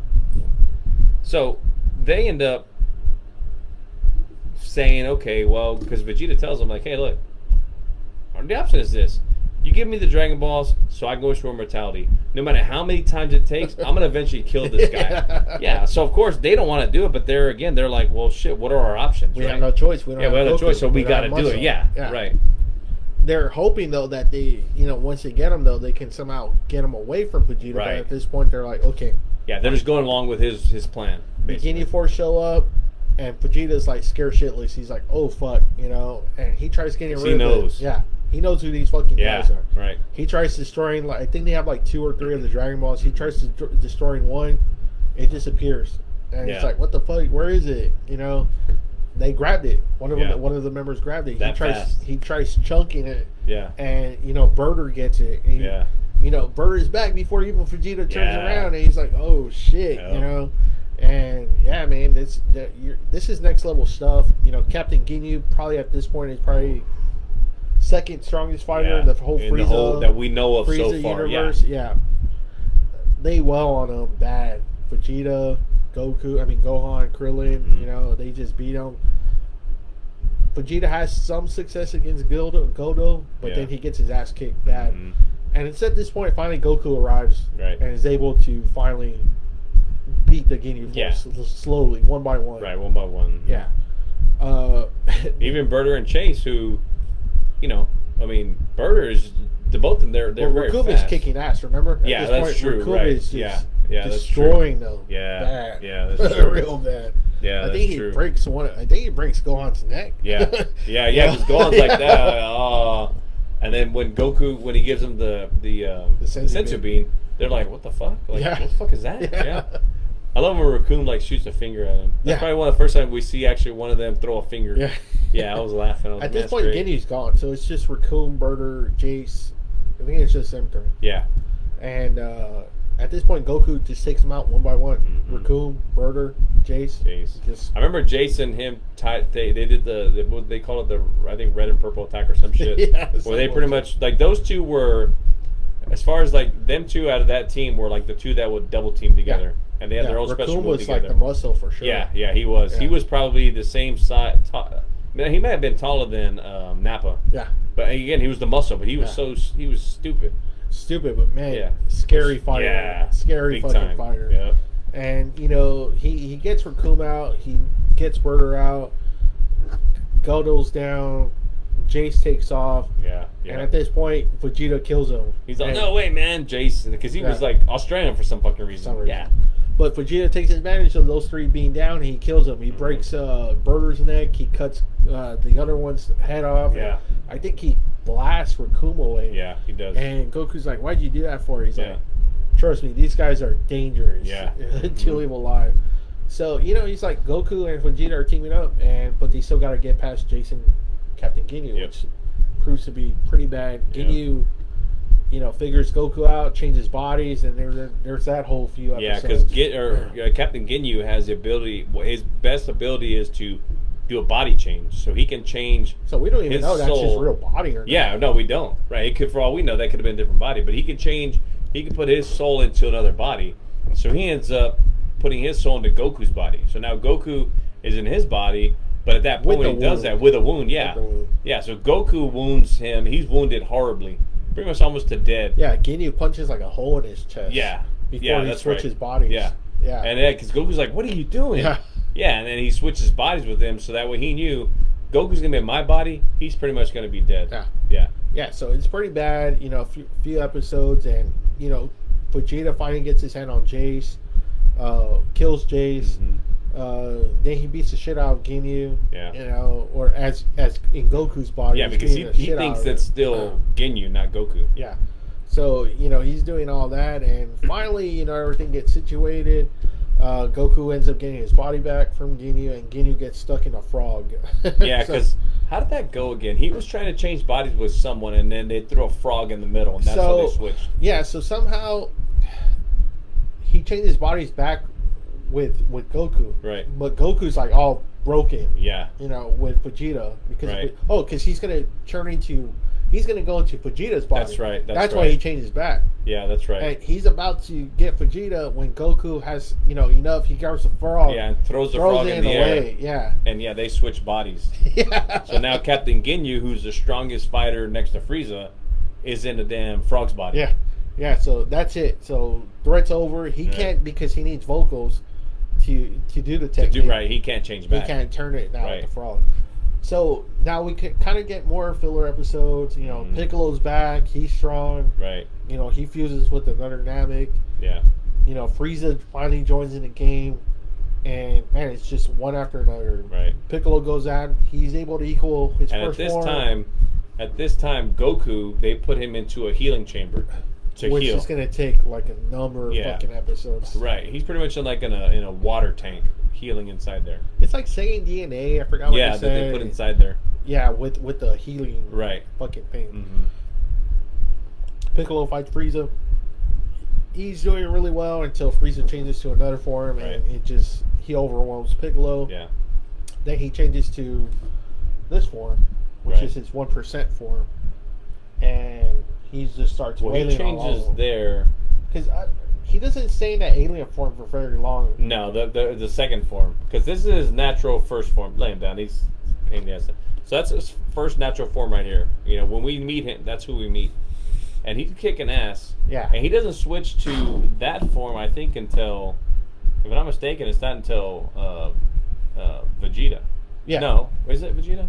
He's already changing by that point. Yeah, matter of fact, I don't think he changed into that form until maybe Goku. Cause remember, he's Vegeta. Was it Vegeta first? Okay, all right. Yeah, because Vegeta thinks he's a Super Saiyan. Oh, that's right. Yeah, he feels like super strong. Yeah. That's until he goes up against him, and he's like, realizes he ain't shit. No. Yeah.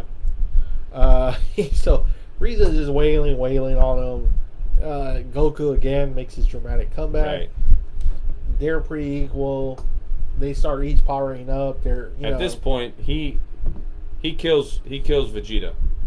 He shoots him, kills him, and he's dead. And Vegeta's dead. So Vegeta's dead. Shit. Yeah, and you know, of course, Goku's like, "Why'd you do that?" And Vegeta, this is where Vegeta has this like moment where he's crying and he's, and he's sad, and he's like, "No, you have to kill him. Don't don't be a pussy. Kill him, because you know what? He didn't care about us. He forced us to do the things that we did. We didn't want to do it as Saiyans. He forced us to do all that shit, basically. You know, I'm the way I am today because of this motherfucker here. So kill him. You know, kill him for me. You know? Yeah, it's funny though, since Frieza does like Vegeta. Yeah, and he does. Tries to just he tries to tell him like, good, pledge your allegiance, you can join me. Yeah, you can join me again. Right. You know? So he was like, he still cares about the dude. Right. Mm-hmm. You know, him and Goku are going at it. You know, pretty good. Goku, he's never fought anyone that's come close to that kind of power. Mm-hmm. Frieza has, you know, he's like, oh shit, you know, I got to do something. Right. You know, he kills Krillin. Yeah. You know, and during this time, before he kills Krillin, that time, remember, what's his name is there? The little Namekian. Oh, Dende. Dende, yeah. So Dende's healing everybody. If Frieza sees that, he's like, I gotta get rid of this motherfucker. He keeps healing him. So he throws a ki blast, from his finger, goes through all the fighters except for, and it fucking kills Dende. Yeah. Yeah, because he's the healer, and they're like, what the fuck? Yeah. But it wasn't until, to your point, he sees Frieza die. I mean, he sees Krillin die, yeah. Yeah, and this right time in front of him. This time it really sets off Goku. Yeah, he blows it. Somehow he blows Krillin up. Yeah, he picks him up. Out. Yeah, and then you just hear Krillin go, God, and boom! Yeah, his fucking body gets bigger. One of the hardcore ones is when he's in the second form, and he picks up Krillin with his fucking horn. Oh, man. He's all like that, like pretty much like a bull, like picking him up. Yeah. Right through Krillin's chest, just fucking like fucking killing the shit out of him. Yeah, that was hardcore. Man. So this pisses off Goku bad. And finally, we see the Super Saiyan look. Yes. Man, we see the blonde look, the howl, everything. Yes. And he just starts wailing on Frieza bad. Right. Frieza eventually goes to his, I guess, all the way, his, 100%. Yeah, 100% form, which he looks the same as this, but he's a little bit more bulkier. He's buffer. Right. By this point, the fucking planet is just like already almost going to self-destruct. Because basically, Frieza tells him, the planet has 5 minutes to live, basically. Right? In 5 minutes, the fucking planet's going to explode. I win. You're going to die. Yeah. I'm not, because I can breathe in space. I can breathe. Yeah. I can survive the explosion. Right. And space. Right. So at this point, they make a wish because... So Frieza had got the Dragon Balls. He's trying to make a wish, but the dragon on Namek is different from the dragon on Earth. The dragon on Earth, you can make the wish in regular English or whatever the fuck it was, but for Namek, you have to make the wish in Namekian. Mm-hmm. So when he's basically forcing Dende to be like, motherfucker, tell him what I want to say, Dende doesn't. He doesn't do it exactly. Basically, Goku tells him, like, no, you're going to, you wish it. I want everybody off this planet except for me and Frieza. Because he's like, I don't need them here to die. If anybody's going to die, I'm going to die. Yeah. So everybody gets wished off of Namek, and Frieza and him are the only ones left on the planet with 5 minutes for the planet to explode, basically. Which is, a long time for, the speed that they have. Yeah. I mean. So, it's interesting. Again, another thing I read, and again, it makes sense. Maybe we're watching it in slow motion. Yeah. Right? No, we are. Yeah, we are. We have to be. For 5 minutes, that's probably like an eternity. I know. How many episodes was that? Like it was like almost like 10, 12 episodes. Right. On a 5 minute fucking thing. Yeah. And they're going at it. This is brutal. Goku finally gets him. Again, Goku tries to let him live. Yes. Turns his back on him. Frieza tries blasting him. Goku. He's like, "You fool!" And shoots him and kills him. Well, it looks like he's dead. You would think he's dead. And planet explodes. And we don't know what happens to Goku. Yeah, we don't know because the planet explodes. We're like, well, fuck, Goku died again. Shit. Yeah. And so we get like a whole kind of like few more filler episodes again. Yeah. It's come to find out that Vegeta ends up dating Bulma, who was Goku's friend when he first met in Dragon Ball. They get together. Yeah. So this kind of leads into the whole Trunks saga. Let me ask you this real quick. Do you think? Because remember, Bulma always kept saying, "I want to wish for a boyfriend. I want to wish for a boyfriend." Right? What if it didn't show it on screen? But what if Bulma wished to the dragon for a boyfriend, and that's why the fucking Saiyan saga happened? Or she said a prince. Yeah, right. Yeah, I want a prince. I wish for a prince, and then here comes Frieza, and that started the whole fucking thing. Man, right? Such balls. Yeah. We meet Trunks finally, and this is a character that I've always had heard about. He was the only one, and for some reason, I always heard that he was always super popular with the fucking fans. And I was like, okay, teen with the sword. I was like, okay. Find out he's from the future. Mm-hmm. He's here to tell him, but he's like, Goku's gonna be here. This is where he's gonna, him and Frieza are supposed to go at it again. Mm-hmm. Goku hasn't shown up, but Frieza has. All the fucking Z fighters are worried. Vegeta's kind of like, I guess I'm ready. I think I can take it. I could, I think, And we meet Frieza with his father, King Cold, who. So we find out Frieza lived. He got pretty fucked up, but he still lived. Yeah, they were able to then take him, put him back together with parts and mechanical robot parts. Yeah, that shit. Yeah. He's supposed to be stronger.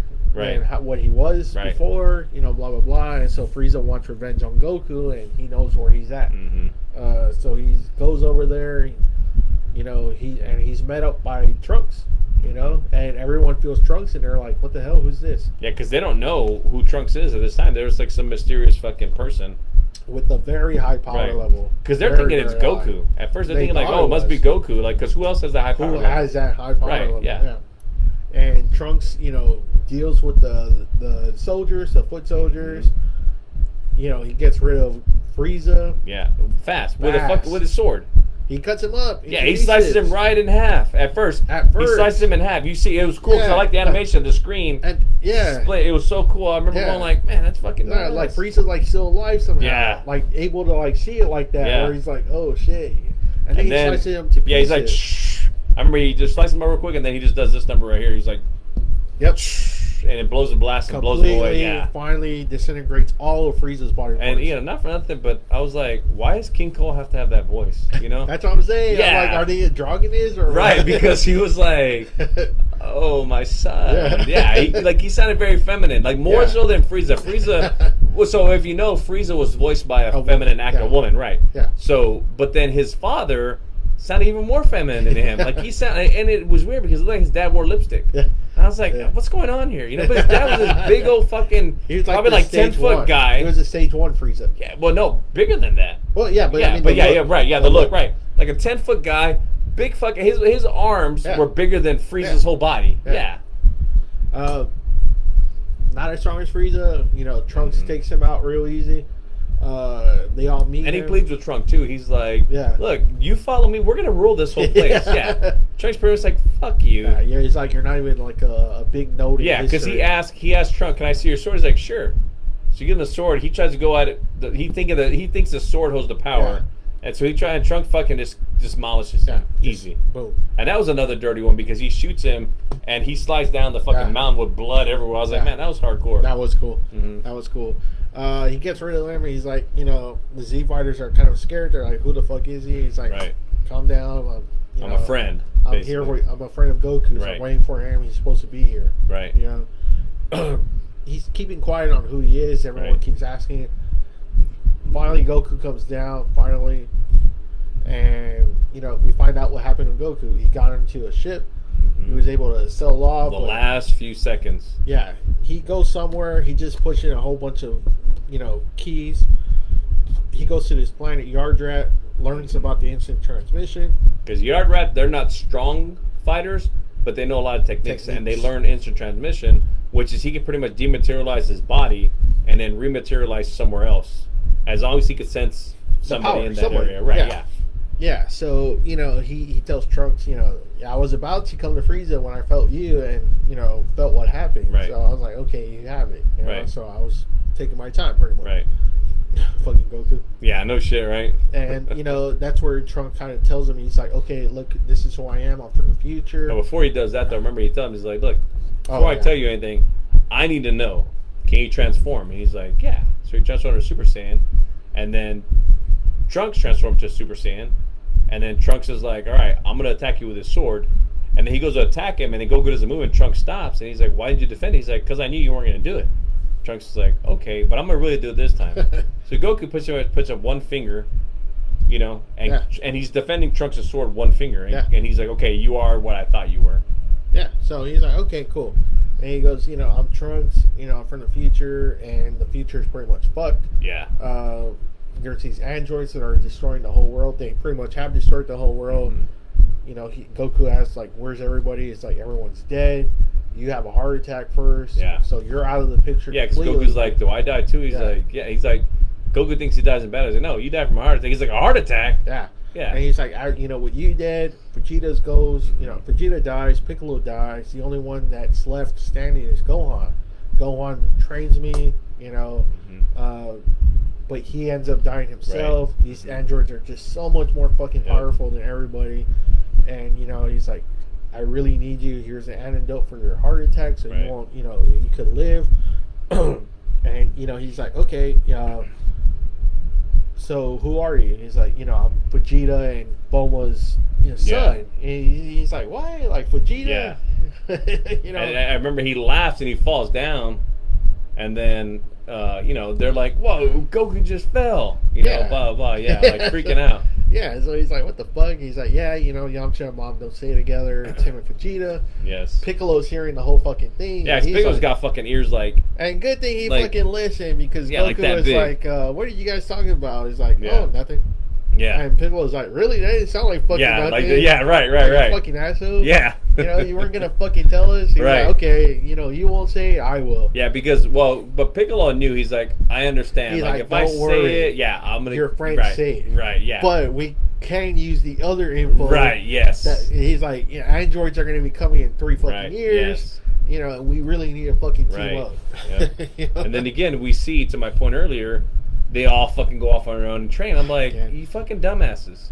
Luckily, though, like I said, Piccolo, Gohan, and Goku all stay together. Right. So we get more filler episodes. Right. More, and we didn't even talk about garlic, because that happens. Yeah, I don't even want to talk about garlic. That's filler. Sucks. That's fucking filler episode. That's probably the worst filler episode of them all. Man, that is. Golly. The androids come, but it's not the androids Trunks is talking about. It's fucking Dr. Gero and Android 19. Okay, go ahead. Yeah. And get too far ahead. We find out Dr. Gero was the lead scientist for the Red Ribbon Army. This all connects. So we receive Red Ribbon Army again. This all goes back to Dragon Ball. Yep. Goku destroyed everything. Dr. Gero's out for revenge. He built these androids. Mm-hmm.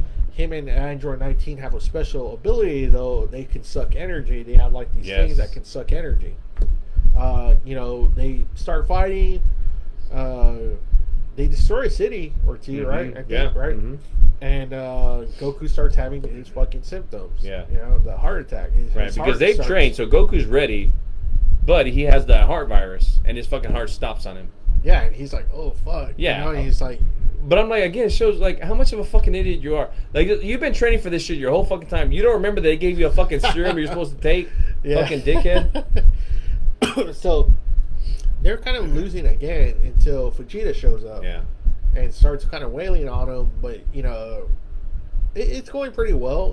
They get rid of 19. Yeah. So, but remember, so this is the point where we see Vegeta turn Super Saiyan for the first time. Because that's right. Remember, that's right. Yeah, we haven't seen it. We hadn't seen it, so they're freaking out. They're like, "You're Super Saiyan," and so Vegeta's Super Saiyan. He's like, pretty much like, "I got these motherfuckers, right?" And so he starts wailing on 19, who's this big fat, almost like a I don't know why he built him that way. I don't know. Yeah, he's I mean, again, it's a Japanese cartoon, so I mean, he builds him like a Japanese big kind of a fat guy, right? Yeah. But of course, he's strong, and he's an android, so he's a robot. So he starts wailing on Vegeta. And he ends up grabbing Vegeta because Vegeta's kicking his ass. So he grabs Vegeta's arms like this, and he's pretty much sucking out Vegeta's energy the whole time. Until Vegeta finally puts his feet against his chest. Imagine holding like this. Vegeta's pushing on his chest, and he pushes so hard that he rips his fucking arms off. Yeah. At that point, the android is like, fuck. The android tries to run out of the hole they're in, and Vegeta fucking kills him, knocks his fucking head off, and goes rolling. Yeah. And at that point, Dr. Gero is like, who is the other android, is like, I gotta get the fuck out of here. I gotta get the fuck out of here. So he takes off. I gotta awaken my other fucking android. Yeah, my other ones. So Gero takes off, and Vegeta is like, hey, Baldy, give me one of those sensu beans. And Trunks is back. Yeah, too. Right. And that's when he tells him that these aren't the fucking androids. Right. He's like, these aren't the androids that I faced in my timeline. Right. Yeah. So he's like, oh shit, everything's changed. Yeah. So he gets the sensu bean, eats it. Because Vegeta was bluffing, basically, to the androids. He didn't want them to see that he was losing power. Yeah. Because he knew that they would have fucking killed him. Gero eventually reaches the party. He eludes them enough. He reaches his fucking his lab. lair. Mm-hmm. He awakens 17 and 18. Trunks is like, oh shit, these are the two. These are the ones. But they're a lot different. They're not aggressive like he says they were in the future. Right. They end up killing Gero. Fuck you, fuck your plan. Right. We're gonna do our own thing. Yeah. They try fighting them. Android 17 and 18 are overwhelming. Well, and 17 and 18, remember, they open up Android 16's box. 16, and they release Trunks is like, who the fuck is this? Yeah, he's like, I don't know who the fuck 16 is. Yeah. And he's like, Gero and 19 were fucking you. Right. There's this other that guy, android. I would equate him to probably like an android version of maybe Raccoon. Yeah. Right. He's like, who the fuck is this guy now? But 16 is really soft spoken. Yeah. He doesn't. Apparently, he wasn't finished. Right. Remember? He wasn't. Yeah. Right. So, but 16's main objective was to find and kill Goku. That was the only objective. Yeah, he didn't give a shit about fighting anybody else but Goku. That was it. Yeah. 17 and 18, they fight them. They're just overwhelmed. The Z fighters completely just bad, real bad. But they don't kill him. They just kind of like leave. Right. They're all humiliated. Vegeta is like, man, I finally turned Super Saiyan. I thought I was the strongest, and I still got my fucking ass kicked. Mm-hmm. Piccolo. Where 18 fucking breaks Vegeta's arm. Breaks his arm. It kicks him right here. His fucking arm is broken. Trunks is like, what the fuck? They're way more stronger than what we were led to believe. My fucking androids were, Right. These guys are just like so fucking strong. Yeah. So they have to change their own game plan, but the androids are not really like doing what the future. No, they're not, because these androids, they're more about like, they want to kind of like see the world. Yeah, they're like, we gotta find Goku, but you know what? We're gonna drive, right? And that was the thing, because they're like, we can fly. No, so they end up commandeering a van, and they're fucking driving in a van. It's kind of like a few more kind of like filler episodes on these. It's kind of like after the fight, everyone's trying to gather. They're all trying to gather at Roshi's place, trying to see what their next move is going to be. Right. No one knows anything anymore. Trunks is like, everything is just so fucked ever since I came. Yeah. History is just gone. It's totally different from my, they should be destroying everything when they're not. They should be weaker. And Goku is still trying to heal from his heart problem. But at least he's healing now. Right, They gave him the medicine. He's healing. He's getting better every day. Right. But it's just like, golly, there's a new android that we don't know nothing about. Right. These two other ones are just super fucking strong. And it's just not looking good. Right. Then we kind of start seeing the remnants of Cell coming in. We're like, oh shit, he's like this nasty looking fucking like bug that kind of like burrows or something. Right, yeah. obviously we know it's Cell. We read everything by this point. Right. Internet's up. It's 2000 something, so we all have computers now. We know it's fucking Cell. Mm-hmm. And he's another android. He's an android, but he's like a very different looking. Yeah, he's different looking. He's like a bug or something. Right, he is, and he's smarter. This is supposed to be Giro's ultimate fucking creation. Mm-hmm. Ultimate. You know, nothing is supposed to be better than this. Right. You know? And his whole thing is he's supposed to suck up 17 and 18 so he can reach his perfect form and just conquer everything. Right. So now we start seeing Cell coming in. He's sucking up people, city to city, till he reaches that, I guess, his strength at that level to where he's able to suck up 17 and 18. Yes. Piccolo's like, they kind of find out about the plan, what's going on, because he has a run-in with Cell. Right. Piccolo and he's like, shit, I gotta get to 17 and 18. Right. Him and 17 have this really badass hardcore fight. Mm-hmm. They're just wailing on each other. He's trying to destroy one of the androids. Isn't this is this the point where he fused with Kami? Yes. Right. Yeah, and so he's like, if I can kill one of them, Cell's not gonna be able. He won't be perfect. He won't be perfect. Mm-hmm. But even at his with him and Kami fuse, him and 17 are equals now. Yes. So it's kind of like, oh fuck, Right. Piccolo, Cell, feels the power. He gets there and he beats the shit out of Piccolo. He beats the shit out of 17, and I think that's where he sucks 17 in. Yeah. Mm-hmm. And then he gets 18.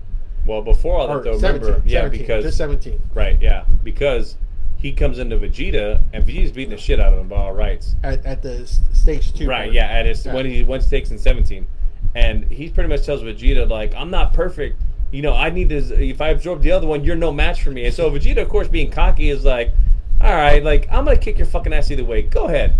Now, earlier we find out Cell is literally what his name is. Jiro, at this point, has gathered DNA from Vegeta, from Goku, from Frieza, everyone that's been on What it Earth. shows is that he had this little, like, robotic bug thing going around and getting their DNA throughout the years. So now... And learning all their fighting styles and everything. Cell is supposed to just be this perfect fucking... fighter, and he knows what Vegeta's thinking because he has Vegeta in him. He knows what Frieza would be thinking because of that. He knows how prideful the Saiyans are. If I keep saying, you're fucking weak. Yeah. You're not, let me reach my perfect form. Right. You ain't shit for me. You ain't shit, man. Vegeta with his fucking big head, his ego, eats it up. He's like, all right, motherfucker, do it. Yeah. Go ahead, change, absorb 18. Right. It's not gonna fucking matter. It's not gonna fucking matter. Boom. Okay, and Cell does. Mm-hmm. Cell absorbs 18. He reaches that perfect form. Vegeta's not impressed until they start fighting, and man, Cell just overwhelmingly stronger than just about every fucking buddy. Beats the shit out of Vegeta. Beats the shit out of Trunks. Mm-hmm. But at this point, Cell is so overconfident in himself, he lets them all live. He says, you know what? I'm going to make a tournament. Mm-hmm. The Cell Games begin. Cell Games, yep. And he's like... Which I was excited for because I was like, man, that's kind of going back to Dragon Ball. Man, that was. Right, yeah. He's like, bring me every warrior you got, Earth. This is your last opportunity. Right. Bring every fucking fighter you got. If anybody can stop me, the Earth lives and no one can. Hey, it's going to be destroyed. Right. That's the price. Mm-hmm.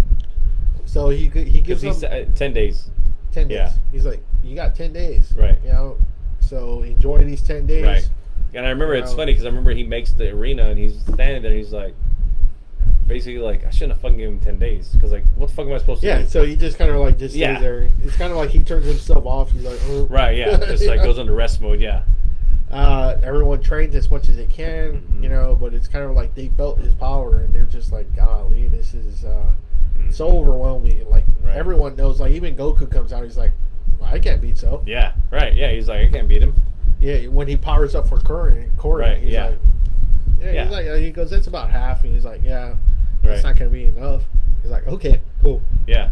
So he enjoys his few days off, more kind of like filler episodes, until we actually get into the Cell games again. It's like about 3-4 episodes, I think. It's just bullshit. Yeah. Just bullshit episodes. But that's also, remember, they go and train inside the hyperbolic time chamber.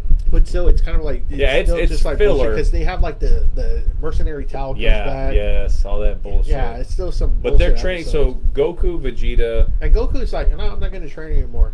Yeah, Remember I know. he Yeah, tells pretty Vegeta, much. he's like, Yeah. I'm not going to train anymore. There's Right. nothing. I'm just beating up my body. And Right, I'm yeah. not going to train. Mm-hmm. So him and Vegeta and Trunks are like, all right, well, fuck, okay. Yeah, but they go into the hyperbolic time chamber, which, for those that know, you can spend one actual Earth day in that chamber. It gives you the time of a whole year. So they're able to get 1 year's training in one actual day. So they take that opportunity during the Cell grace period to go in there and power up more. Yeah, so it finally gets to the point. The 10 days are over, and this is kind of where we first meet, or somewhere along the way, this is where we meet Hercule, Mr. Yeah. Satan. Oh man, this guy right here, man, Hercule. And he's supposed to be like the Earth's greatest champion, according to him. Or the martial artist, top martial artist in the world, at least, And in the American version, it's Hercule, but in everything else, it's Mr. Satan. Yeah, Mr. Satan. Yeah. Because then I think in the American version they end up calling him Hercule Satan. Oh, okay. Yeah, but I mean, of course, in the Japanese version, it's Mr. Satan. So all that happens, Hercule enters first. He punches him. Man, So doesn't even feel anything. He just swats him away. Yeah, and everyone's he flies shocked. towards a mountain. Everyone's shocked. They're oh fuck, we're all gonna die. Yeah, because Hercule shows up with his entourage basically and a cameraman, and they're like, all right, he's gonna take care of it, and they're broadcasting it to the entire world to say, all right, Earth's greatest hero is gonna take care of this monster. But I think at that point, like something happened. I think the camera feed loses when Hercule gets swatted out to the fucking mountain. It's some bullshit happens. Yeah. So everyone's kind of like scared. They're shitless. They're like, oh fuck, Hercule's done. Done. Goku. All the Z fighters come, and I think it's Goku, right? Right off the bat, it's Goku. Yeah, right off the bat, right? And yeah. Cell's like fucking excited. He's like, all right, I'm gonna, They go at it. They have a pretty good fight, but he knows Cell's holding back. Goku's holding back. They each kind of power up. Right. And Goku just like eliminates himself. He's like, yeah. Yeah, he's like, no, I can't beat you. I can't beat you. Yeah, I'm not gonna be able to beat you. So pretty much, I'm done. Right. Yeah. And Cell's like, no, you can't fucking quit. Right. Like you can't that, quit in the middle of the fight. Yeah. Yeah. So he's like, he's fucking pissed. He's disappointed. He's like, Gohan will fight you. Yeah. He's like, I got somebody who's stronger that's gonna be able to give you a better challenge. He's like, a child. Yeah. Like, you're gonna make me fight a child. And everybody too is kind of like, yeah. All the Z fighters like, what the fuck's wrong with you? You're putting your son out there. You couldn't even beat this fucking monster, and you've been the one that beating everybody. Yeah. He's like, you're gonna put Gohan. Gohan doesn't have that fighting spirit. Right. Like you do. Yeah. Yeah. So I mean, it's looking stupid. It's looking ridiculous. Gohan's getting his fucking ass kicked all over the place, real bad. And I think that's when Cell spawns the Cell Juniors. The Cell Juniors, yeah. Right? They all start fighting, and they're almost as strong as Cell. Yeah, is. yeah. Because they're giving all the fucking Z fighters. I mean, all they can take. The Z fighters, even Goku can't fucking fend off these guys. No. Yeah. No, and it's like what until 16 comes and tries to. Yeah, he tries to go help out. Yeah. And Cell pretty much cuts off his fucking head. And then that's when he tells Gohan, the whole story. Yeah. It's in you. Just right. let it out. Yeah, yeah. Because so Sinxie's head gets knocked off close to Hercule, and Hercule is the biggest fucking joke. Like he's funny. So his head is near where he is, and Hercule sees it. He's like, oh. And what Sinxie sees is an android. Even though his head's decapitated, he can still talk. Yeah. So he tells them, hey, you're supposed to be Earth's greatest hero. Just take me close enough to the battlefield. I need to talk to Gohan. So Hercule runs up, tosses the head over near Gohan, and he gives Gohan this whole speech about, you have it in you. Just let it out. You have it within you to be able to be greater, to beat this monster. And then at that point, Cell is paying attention to what's going on. Then he hears him, and he turns around and pretty much like, shut the fuck up, and steps on his head and crushes his head. With all the juices flying out and stuff. And somehow that sets off Gohan real bad. And he finally ascends to the Super Saiyan 2. Super Saiyan 2, yep. And that's where he just wells on the Cell Juniors, destroys them, and just beats the shit out of Cell. Beats the fuck, yeah. Beats it so bad that he regurgitates 17. Yes. And, and 18. No, 18 only. 18 only. Because he's in that second that's right. Yeah.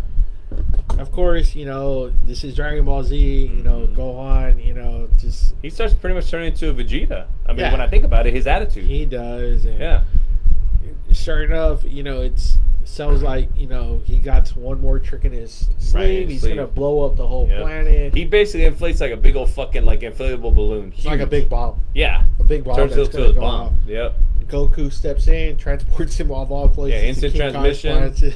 King Kai's planet. King Kai's like, why'd you bring him here? He's like, that's the only place I can think of. Yeah. It destroys King Kai's planet. Right, blows up. King Kai's dead now. Yeah. Goku's dead again. You know, it's but like... there was one part of Cell that stayed on Earth. Yep. And he grows back. Because he had now Frieza's DNA in him. And Saiyan. And also Piccolo's. He was able to regenerate. Yep. And get stronger because of the DNA. Right, yes. And so, because he pretty much did die, his power level is now increased where it's even... Yeah, he's a little past Gohan now. Right. Mm-hmm. So he starts fucking winning again. Mm-hmm. He starts getting the best of everybody. He fucks up Gohan's arm. Yeah, he pretty much breaks his arm. Yeah, like just real his bad. shoulder right here breaks his shoulder.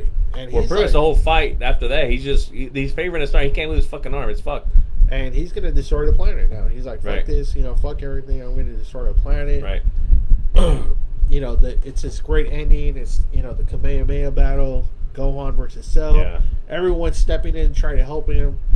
Tien, Yamcha, yeah, because they're all trying to attack Cell from behind, and it's not doing shit. It's not until Vegeta comes in with the big blast that he's able to make Cell feel something where Gohan finally gets the advantage over him.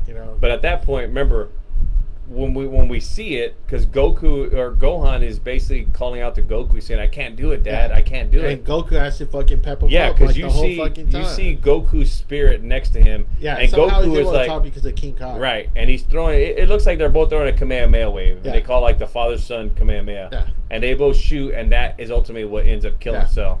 Yeah, so finally that's over and done with. Yeah. He finally vanquishes Cell. Yeah. And this is where we get more fucking filler episodes. It kind of skips a few years where he's older now. It's the Great Saiyaman. Mm-hmm. We're entering the Blue Saga. Yep. And so the funny thing is on the Goku is we talked about this earlier. He's a fucking worthless father.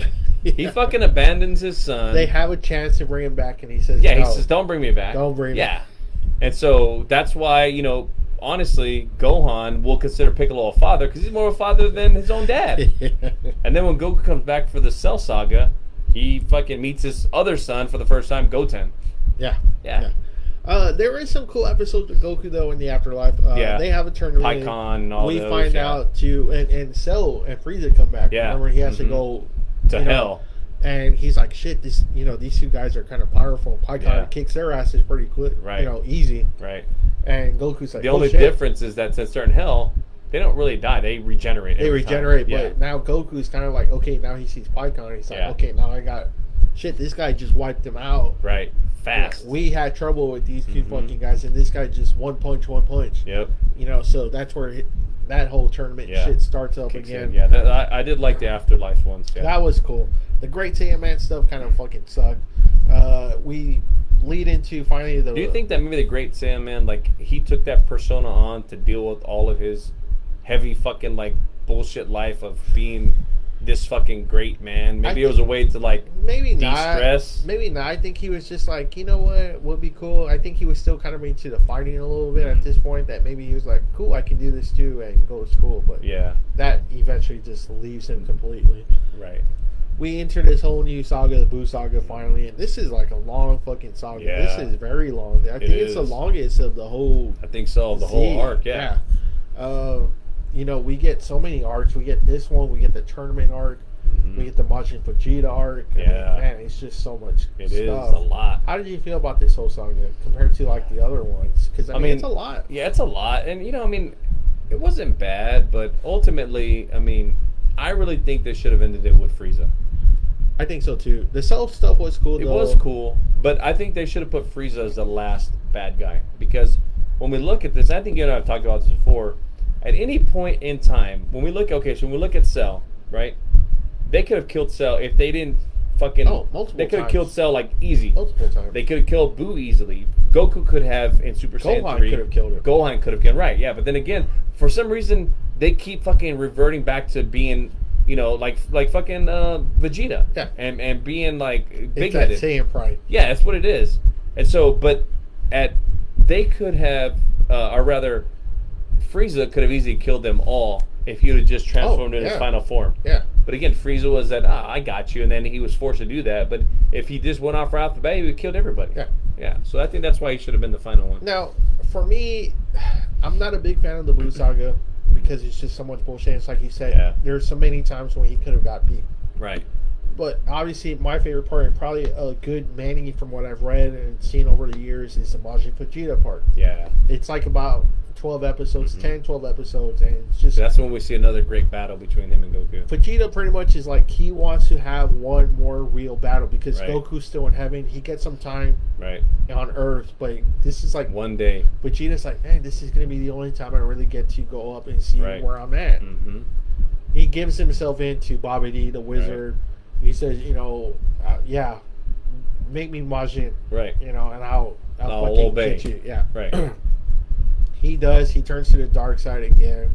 Blows up. He kills a lot of people. Yeah. There's a part where he's at the stadium, and because he's trying to get Goku to fight him. Goku's like, no, I'm not going to fight you. Yeah. And he's like, will this help? And he fucking shoots out a ki blast and kills like a quarter of the fucking stadium. Yeah. And I was like, holy shit, we haven't seen this kind of Vegeta since like the Saiyan. Since the Saiyan saga.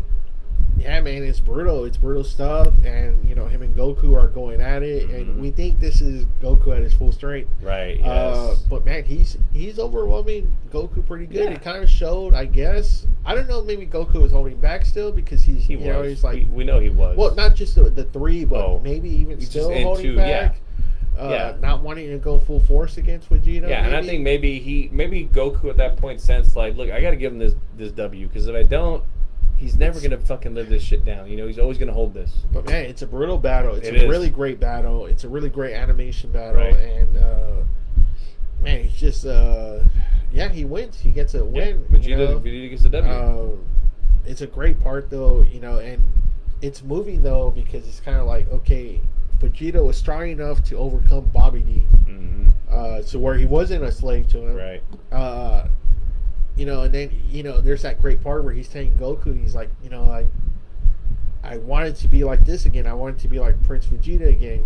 Instead of I landed here and I got married and I had a kid. Right. Yeah. I even started liking my family. I liked what I had. Yeah. And I was like, I can't be like this. Right. I'm a fucking Saiyan prince. Right. I'm the prince of all the Saiyans. Right. He's like, okay, I'm done with Goku. I can maybe end Buu. He tries fighting Buu. He's telling Piccolo, I'm probably gonna die. Am I gonna see Kakarot in the afterlife? Right. Piccolo's like, no, you've killed so many people. Yeah, you're not going to hell. You're going to hell. Yeah, you're going to hell, and you're not gonna have a body like Goku does. Yeah. And Vegeta's kind of like, fuck, well, that sucks, But he's like, okay, and he gives Trunks a hug. That was a pretty cool moment. Yeah, that was a great moment. He brings Trunks in and then he knocks him out. Yeah.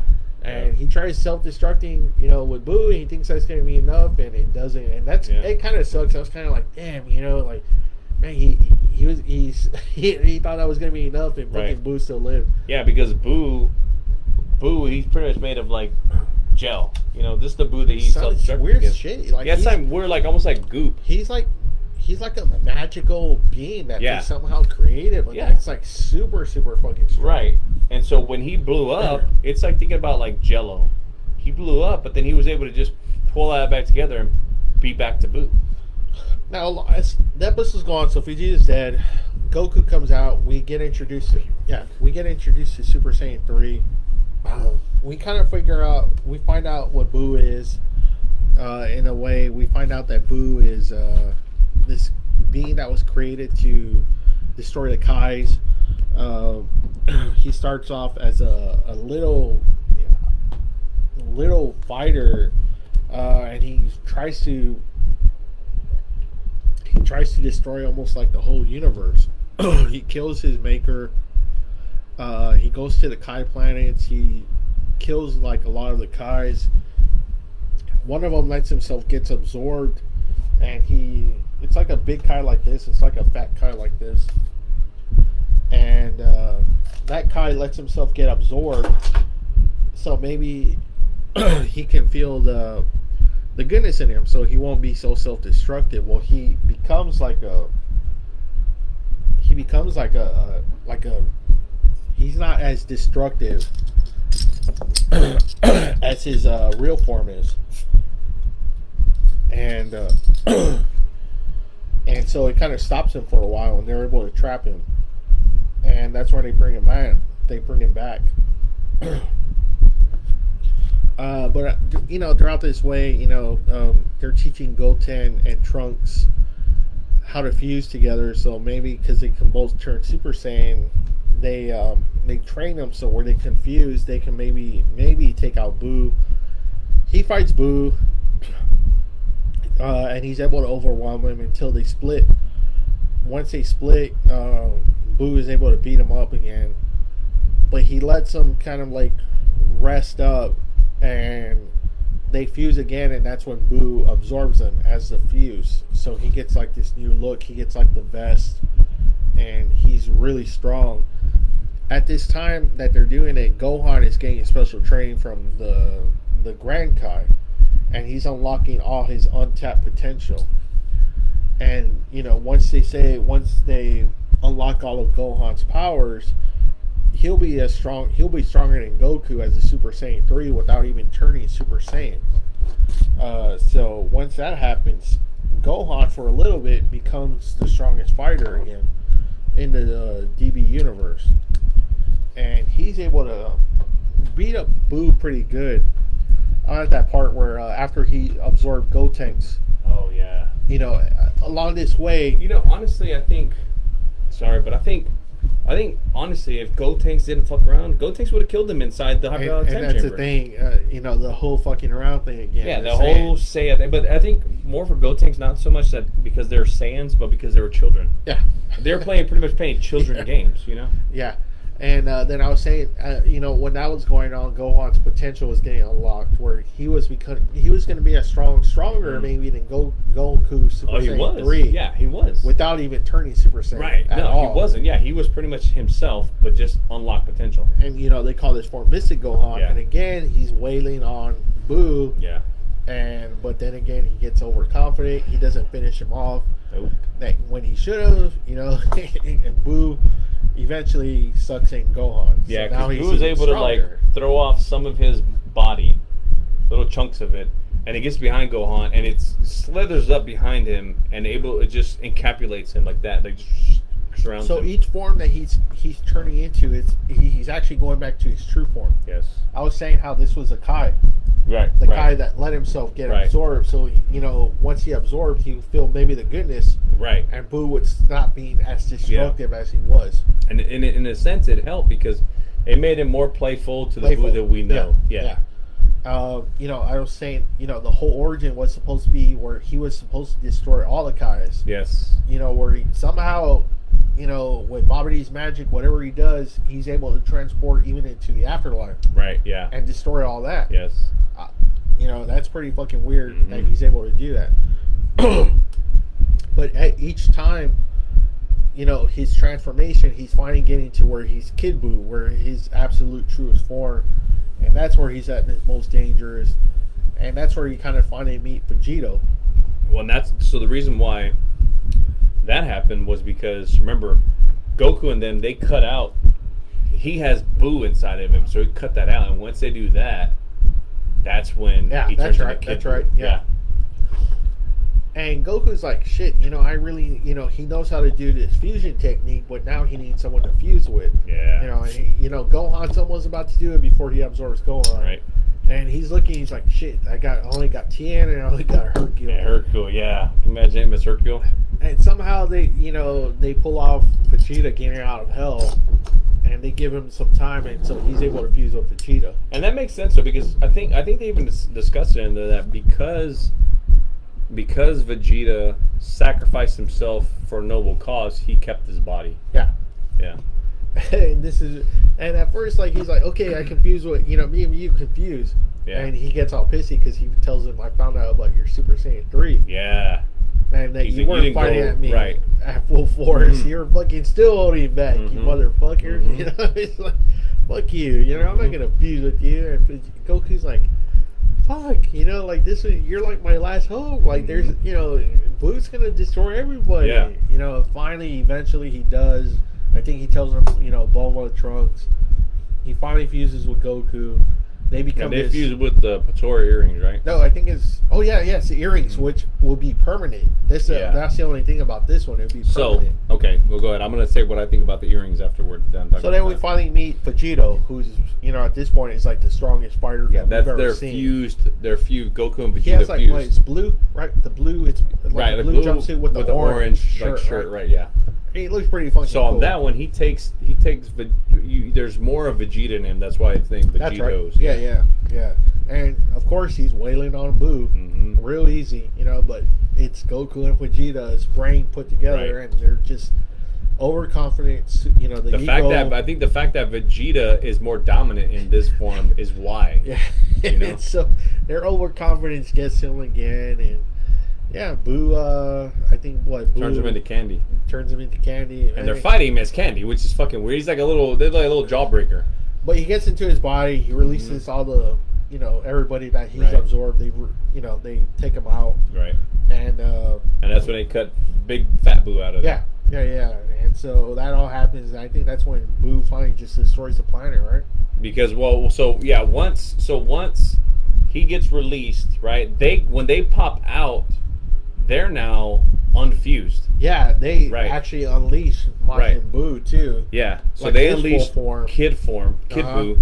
But when they come out, because they were fused going in, they come out separate. Yeah.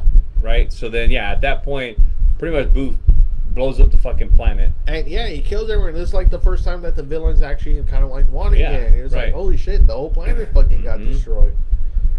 But Goku got him out. Him and Vegeta. Yeah, him and Vegeta go to. They go to the Kai planet. The Kai planet. Right. That's right. Yeah. Where do you have this? So, because Boo blows up the planet, it takes a while for Boo to pull back together and reform. And so now Boo is trying to look for them everywhere. So he's going to fucking Afterlife. Yes. He's going everywhere. He fucking goes off to, see Pycon and all those guys. I mean, and by all rights, he's about to blow that fucking planet up. Before Goku and them raise their power enough to where he senses it, and he automatically goes to where they are and ends up on the Kai planet. Yeah, man, that's where you get a big battle. But I don't think they fuse again. I think he beats the shit out of both of them. And they're like, man, he's gonna fucking win. He's gonna fucking, I'm already dead. Right. What happens Vegeta, now? Yeah. He starts gathering the spirit bomb, right? So he starts working on a spirit bomb, which is a technique he learned from King Kai. So the spirit bomb is getting all the energy from any life form. Which I think now they had already wished the Earth back. Yeah, at that point, because they wished the Earth back so that way, and then he started the spirit bomb. But the thing is, they're like, Vegeta is trying to channel and talk to them, but Vegeta, of course, is a dick. So when he's telling them, he's like, "Put your hands up." They're like, "What the fuck are we listening to this asshole for?" And then Goku tries, and he has a little bit more success, but still not enough. And it takes Hercule. Yeah, once they hear the champion, once they hear someone that they actually know, someone that's brave enough, they're like, "Oh, it's Hercule!" So everyone fucking raises up their hands, and when they raise their hand, it releases their energy. Yeah, just a little bit, not too much, where it's like it makes them pretty much like sleepy. Yeah. So he's got enough energy now. Vegeta's taking a pounding by this point because he's trying to hold off Boo as long as he can. Goku finally has it. It overwhelms Boo. Boo tries to shoot him, but it's not working. And he finally gets rid of him. And he tells Boo as he's throwing it, he's like, "I hope you come back as basically like as a better person." Yeah, someone. Yeah. And so that's actually, you can say that Hercule did actually save the day on that one. I would say, because Hercule always takes credit for fucking saving the day, but I'm like, you didn't. But in this one, I can say he did. If it wasn't for him. Which then after they actually become really good friends, and Hercule actually does take a lot of credit, but he gives him the money. Yeah, he does. So, right. Yeah, so he makes sure... because Gohan is dating his daughter by this point. Yeah, and he makes sure Goku and Chi-Chi are okay, too. Yes, right, it's taken care of for sure. So after that, they have it's a few years or something, I think. Tournament's back, and there's this mysterious new fighter named Oob. And Goku knows right away who it is. And they fight, and he's just super fucking strong, but he doesn't know how to control his abilities. Right. Goku's like, I can classic teach you. Goku. I can teach you, and they both fucking take off. Yeah, classic Goku. He's like, all right, I'll see y'all later. I'm going to train this guy. They're like, man, what the fuck? And that's the way it kind of ends. Yeah, that's the way Z ends. Yeah, it kind of ends with Goku taking his kid so he can train him so he can be the next protector of the Earth, right? In case Goku, Because Gohan, by this point, Goku already knows Gohan's not going to be that guy anymore. Right. But again, I blame Goku for that. I'm like, if you just fucking trained your son, you asshole, he would have been, So, in Z, we got... It really developed. We get a lot more filler episodes. That's kind of the frustrating part about Z. It's a lot of fucking fillers, but it's a lot of good, a lot of good stuff. We get Vegeta, we get Frieza, we get Cell, we get Boo, we get the Majin Vegeta. Yeah. We get a lot of cool stuff in Z, and you can see why it was really popular around the world at this point. At that time, yeah. I mean, around the world, around Mexico, the entire world. South America, everywhere. Japan, yeah. So one thing I want to talk about when we talked about the Patora earrings, they were supposed to be permanent, but you know what? I think maybe they're only permanent for the Kais, not anybody else. Because we never see that. But I know. But twice they've used the earrings and the fusion didn't stay. Ah, okay. So maybe it's only from the Kais that it's a permanent thing, and the Kais don't know that. They just think it's permanent because they've had it that way. But see, when the old Kai got it, he worked with like a witch. Yeah, that's what I'm saying. Well, but because he's a Kaido, right? Yeah, he's a Kai, right? Maybe. Yeah, that's why. Yeah. Could be. I mean, I don't know. I'm just speculating, right? Yeah, I mean, it's weird because we really don't see the earrings anymore. We do though. Remember, we see him with in Super. Okay. With the Kefla. That's right. Yeah. Yes. Right. Yeah. So it's like a few years. Well, no. I think it's actually 1 year. When Z ends and then they start up GT. Yeah. I think. Now GT has nothing to do with the creator. I think they were just at this point. I think they were just trying to. Because it was still hot. It was still hot. I think Akira Toriyama wanted to take a hiatus. Yeah, and so they were like, "Well, we still got to do something." Yeah, let's go. I mean, we're hot. Let's keep making. So they make 64 episodes. I like GT. Yeah, same. Now, some of the designs though are kind of like Vegeta's new design sucks. Oh yeah, I hate his fucking mustache, his fucking buzz cut, his flat top. The suit they get Trunks in, that's weird. Oh, I know. I didn't care for the music. I'll tell you that much. Like I thought the music sucked. Interesting stuff though. There's a lot of interesting stuff. I do like Baby. Yeah. I do like how it was the Tuffle DNA that was created. I do like the golden ape that he's in when he sucks Vegeta. Which is pretty much like a Super Saiyan 8, basically. That was pretty fucking cool. I did like that a lot. I think the story was cool. There were just certain aspects that sucked. Like the writing was pretty good. It's some of the drawings, the music fucking blew. Yeah, it's kind of weird. I did like how they bought some, like when the guys from Hell came up. Yeah, that was kind of cool. Yeah, that was. We saw Nappa. Yeah. And Vegeta tries to tell him to go away. Yes, But Nappa's so pissed off that he killed him, and Vegeta kills him again. Yeah. The 17, that was kind of interesting. Yeah, that was. The 17 from Hell and the 17 here merged together. Right, yes. That was kind of an interesting saga. The Dragons, though, is the one I would really like. Yes. I thought that was a really cool idea. It was a cool idea, yeah. It was like where they had abused the Dragon Ball so much. You used too many wishes on the Dragon Balls. And powerful wishes, too. Right, powerful, right. That each ball turned into a dragon. Right, yeah. That was kind of really cool. Right. I did like that, how they kind of had to fight a dragon. Yeah, a dragon. Each dragon from the ball. Until you got to the ultimate dragon. The ultimate one I thought was pretty cool. Yeah. I thought that was he pretty much had all the Dragon Balls on his chest. He absorbed the other ones, where he became super strong. Right. I like that a lot. Shenron. No. I forget his name. I hate that too. Yeah, I know. Yeah. But I thought it was actually really cool. That was to be the last villain. That'd be pretty damn cool. That it was the dragon that was ended up being the last kind of like villain.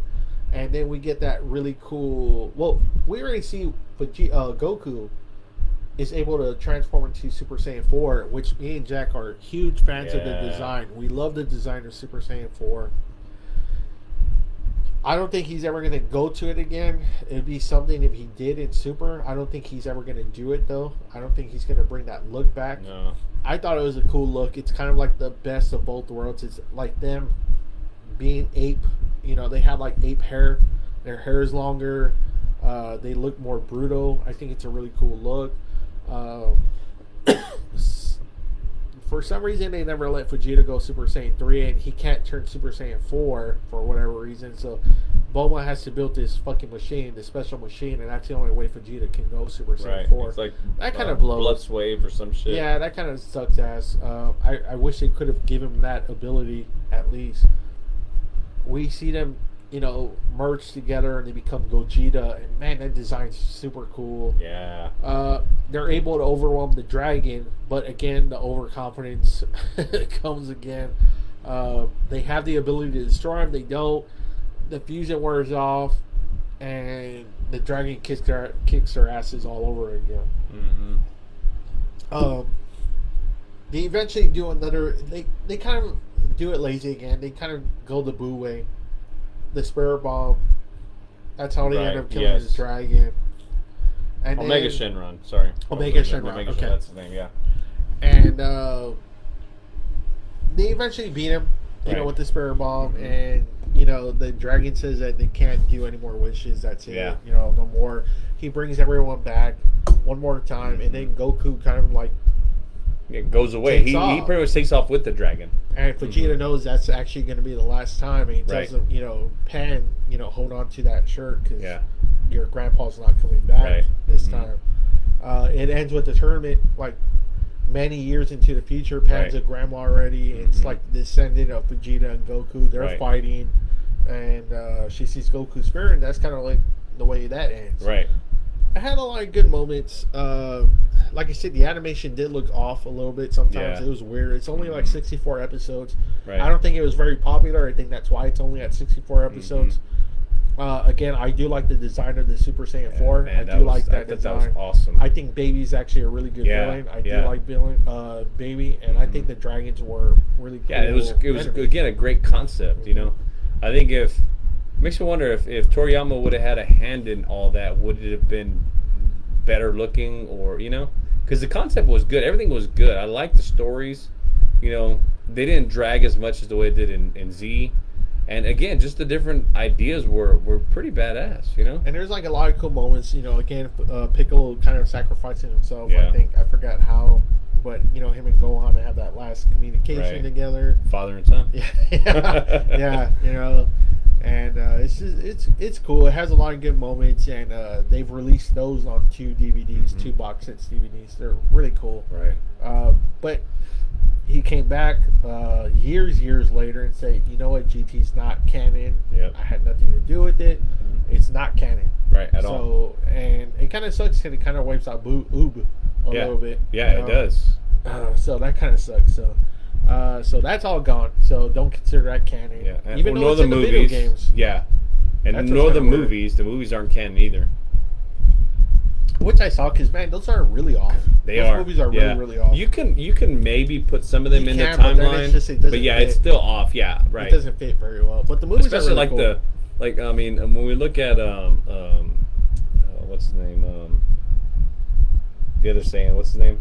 Turles? No, Broly. Oh, Broly. Yeah, like when you look at Broly, you're like, okay, like this guy's stronger than all of them, and like if we're trying to fit that in a timeline somewhere, like it would completely fuck everything up. Yeah, because Broly's time in movie 8 would be right when Trunks is on Earth. Yeah. The first time, and I mean he just wells on him. Yeah, I mean he pretty much beats the shit out of them. Yeah, I mean all of them. He just beats the shit out of all of them. To where even I mean Vegeta turns into a bitch. I do like the movies though, like Dead Zone. I love the animation and feel of Dead Zone. That's a really cool one. The World's Strongest was really cool because you saw Goku, Master Roshi, Vegeta, Krillin all fight. The Tree of Might. That was interesting. That was kind of interesting. Movie 4 was Slug, the Super Namek. Oh, okay, yeah, that's right. Where they had their own kind of like legendary Super Saiyan. Super Saiyan. Yeah, where he was like, extremely. And that was kind of like the first glimpse of Super Saiyan, also. Yeah, true. Before the blonde hair. The blonde hair, right. Movie 5 was cooler, and 6 was cooler. We get introduced to Frieza's brother. He's out for revenge. And then he turns into like an AI super machine in movie 6. movie 7, we kind of go back to the Red Ribbon Army. Yeah. With more androids. I think it's like 2 or 3. Yeah. What's his name? The one that looks almost like a Saiyan. When he turns blue. Yeah. What's his That's name? when he absorbs the other androids. It's like Android. It's right before. It's like they're like Androids 13. Oh, Android okay. 13, 14, and 15. And then it goes into 16, 17, 18. And 18, yeah. Movie 8 is Broly. Obviously, probably the most popular. Yeah, out of all the movies. Out of all the movies, that one probably the most popular. And with good reason, too. For Broly sure. is just a really badass character. Yeah, he is. Movie 9 is BoJack. That's kind of the other time we see Gohan. Right. That's Super Saiyan 2. Movie 10, we go back to Broly. With Gohan's a little bit older. Right. And we see how much Broly is still much stronger than even like Gohan at that point. Right. Movie 11, that's kind of like the other Broly movie that no one really talks about. Where he's like, what is he? Somehow they got his DNA, but they fucked it up where he's like a big sludge. Yeah, sludge thing, yeah. Movie 12 would probably be the next most popular. That's the Gogeta, the introduction of Gogeta, yeah. when he goes to hell. Right, where instead of Vegeta, where Vegeta is the stronger of the dominant of the two, Gogeta, now Goku is the more dominant of the two characters. But this one is like, this version is like somewhat overwhelmingly stronger than Vegeta. Yeah, he's the strongest character out of all. Right. Yeah, so that became a fan favorite because of that ending. And then movie 13 was the Dragon, where it kind of introduced where Trunks got his sword. Right, yeah. Yeah, so that was kind of interesting too. And so that really doesn't fit any kind of. Which one was the Janemba one? 12. 12, right? Okay. Yeah. But again, if you're trying to fit them into a timeline, it's not going to work out. It's just not. So then after that, it's a long period of inactivity. Yeah, of Dragon Ball. Really, when you think about it, because when we stopped watching it here in the States, it was like what? It was about Mid-2000s? yeah. Right? About because when I was watching the Cell Saga, I was in high school on Christmas break. It was like around 2001, 2002. Yeah. So they were kind of going. So I'd say mid-2000s when it stopped, and we don't get jack shit until what 2017, somewhere around there. right? Real quick though, let's talk about the 2 specials. Oh yeah. We get the Bardock special and we get the Trunks special. Yeah. What do you think of those? I love both of them. I did too. Really again, cool. Because I mean, it gives us a whole lot of backstory. Yeah. I love the fact that we got to know about Goku's dad. Yeah. You know, like that was a amazing. really badass one. Yeah, it was. It was like, wow, like that's amazing. You know. Yeah. I liked Bardock. I became a big fan favorite of Bardock after his special. Right. Super strong character too. For sure. For him to be a low class warrior. Right. Yeah. You know, super badass.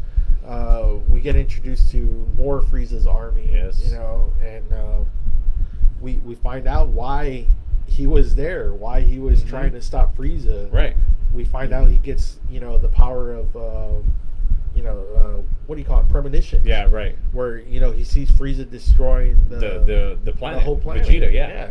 And he's like, you know, what the fuck? Why? You know, it's like all we ever do is good work. Yeah, all we do is we do everything you ask for. We do everything good for you. So you know, but Frieza is afraid that he knows they're strong, and he's like, if they rise up against me, I don't stand a chance. I don't stand a chance. Right. And then there's this, you know, this prophecy of the Super Saiyan. Super Saiyan coming out, right? Which is kind of like, you know, no one's ever heard of it. Right. No one's ever cared about it. Yes. Whatever. Everyone just thinks it's a legend. Right. You know? So it's a legend you tell kids. You tell, you tell your kids the legend of this, but it ain't shit. Yeah. It's fake. But, you know, it's coming more and more. You know, he's seeing it more and more, and he tries to make a last stand. He tries to tell people. People aren't listening. Right. He makes the last stand against Frieza, but forget it. He just... That's when Frieza throws up the freaking death ball. And destroys the planet. He gets one last vision of his son, Goku, going up against Frieza and learning that Goku's going to be the one next to Super Saiyan and defeat him, save him. Yeah, that was awesome. I love that movie. So that was really cool. Bardock, they showed Bardock was a really interesting character. Yeah. The Trunks special, man, oh man, what a fucking horror show that one is. Yes. We, you know, everything that he says about the, you know, in the Dragon Ball Z, right? We see it here for sure. Live, yeah. We see, right, to Double A's point, he's talking about this, and if you're watching just Dragon Ball Z, you're like, man, what does that look like? Yeah. You know, you see that in the Trunks special. It's kind of like, think about like Terminator, thinking about, man, wouldn't it be cool if they show a movie, you know, of the war? Yes. You know, that's kind of like what this is. That's what that is, yeah. We're seeing it we're seeing what Trunks was going to. Instead of him talking about it, we're seeing everything he's going through with them. Yeah, man, it's hardcore too. It's brutal. The androids are different than what they show in Z. Right off the bat, they just start destroying everyone. They kill everybody. Gohan keeps going at him. He tries to keep going at him, and Gohan loses an arm. He loses his arm. Yeah. And he's at Super Saiyan. He's at Super Saiyan form, but he's not Super Saiyan 2. No, he doesn't reach that level. Right. And I don't think he really even knows how, have that spirit like Goku did. Right. He's trying to his damnedest to save people, but every time he just gets his ass kicked. Right. He's trying to train Trunks. He sees Trunks, can be something, maybe help him eventually. Right. It doesn't happen. What if that timeline, that Trunks timeline, is the real timeline, and the Dragon Ball Z we're seeing is not? What if that Trunks is that's supposed to be a real timeline, and Trunks has to go back to fix his own timeline? Yeah. I mean, it could be. But it's brutal. The androids do kill Gohan. It's pretty brutal. They kill him pretty ugly. And that's how we find out how Trunks was able to turn Super Saiyan. Right. And then Bulma, she's like, you know what? We got to try to fix this. We got to do whatever we can. She builds a time machine, and that's where they show her sending Trunks back. But, man, what a great special that was. What a great Bardock special that was. It showed more background to those kind of characters. So that was pretty fucking cool. Yeah. Again, there's really an activity. Then we start hearing rumbles. Yes. That he's like, he wants to do something different. He wants to do something else. Right, yeah. And so we finally get something. And, man, it explodes with popularity. It's called Dragon Ball Super. Right. Now, real quick, Double A. So I thought I remember you saying this. I'm gonna ask you and then see if I remember it correctly. But you preferred to watch them in which form? Which language? I like the Japanese. Yeah, that's what I thought. I remember that. And I always I never understood it because I never watched them in Japanese. I always watched them in English, and I love that. But it wasn't until Super where I was forced to watch them in Japanese because and then I was like, wow, like I can understand why Double A loves this. It's different. It's different. Like it's different. And then I went back and because like you, I have all the box sets of the DVDs. So I went back and watched the DVDs in the Japanese. I was like, holy shit, like it's fucking way better. They don't cut out like their language is different. The voice actors too, they just seem stronger. Like, the Japanese voice actors are way stronger. So I can appreciate the Japanese version more. I think so too. We get this kind of like whole new universe with Super. We get introduced to a god of destruction. Right. We hear about this new legend of Super Saiyan God. Yes. It's kind of like, what the hell is going on? So in the timeline, this is what comes after Boo. Z. Yeah. Right. So obviously after Z, we think GT, but since GT's not canon, Super is actually what comes right after Z, the Boo saga.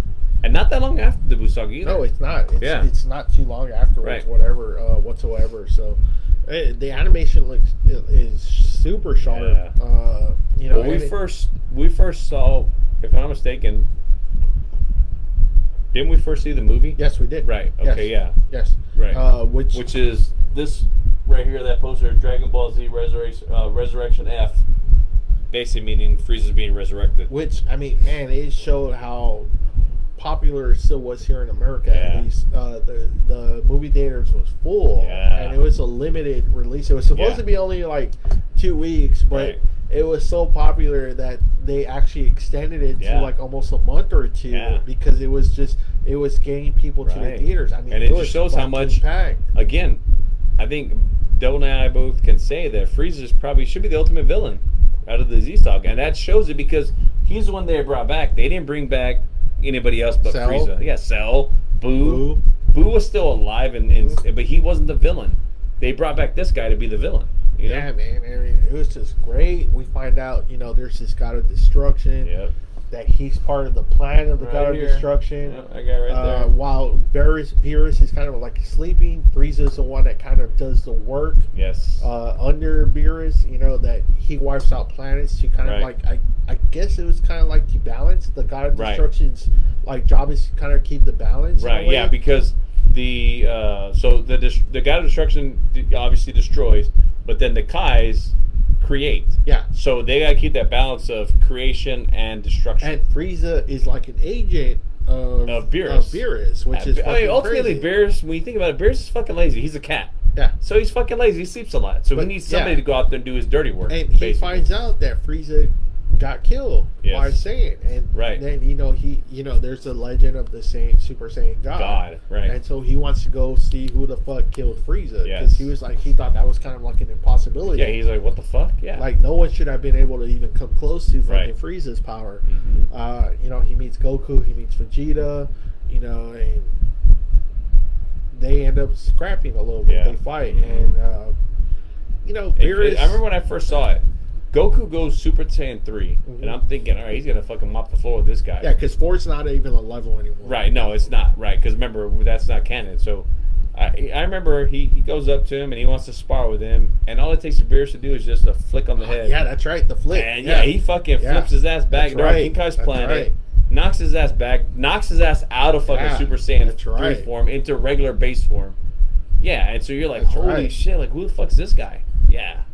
I remember that. And so it was cool. Eventually, they become friendly. They have a fight, and he says that he's pretty impressive. He's a pretty impressive fighter. Because from there he goes down to Earth because he's like, there's no fucking God up here. Yeah. So he goes down to Earth looking, and that's where he runs into Vegeta, where they're doing Bulma's birthday on the ship. And Vegeta knows who he is, right? Yeah, Vegeta eventually, because Vegeta remembers. He's like, shit, and it throws a flashback to where Vegeta, as a boy. He sees his dad underneath Beerus's foot. King Vegeta, his dad, who's supposed to be the best, he's fucking laying on the ground where Vegeta or where Beerus has his foot, pretty much crushing his dad's head. Right? Yeah, like a footrest. and Vegeta's like, what the fuck? Yeah. Yeah, so kind of like Vegeta knows who this guy is. He starts like bowing down, sucking his dick. He's scared as fuck. Yeah, he's sucking his dick like, oh, Lord Beerus. Every time Bulma says something, he's like, yeah, shut the fuck up. Yeah. He goes as far as putting on a fucking apron and cooking for the guy. Yeah, I'm like, wow, what a bitch. Yeah. Yeah, so I mean, but it's really cool, and we start becoming fans of Beerus. We like him. He ends up liking Vegeta and Goku. Yes. He starts letting them train.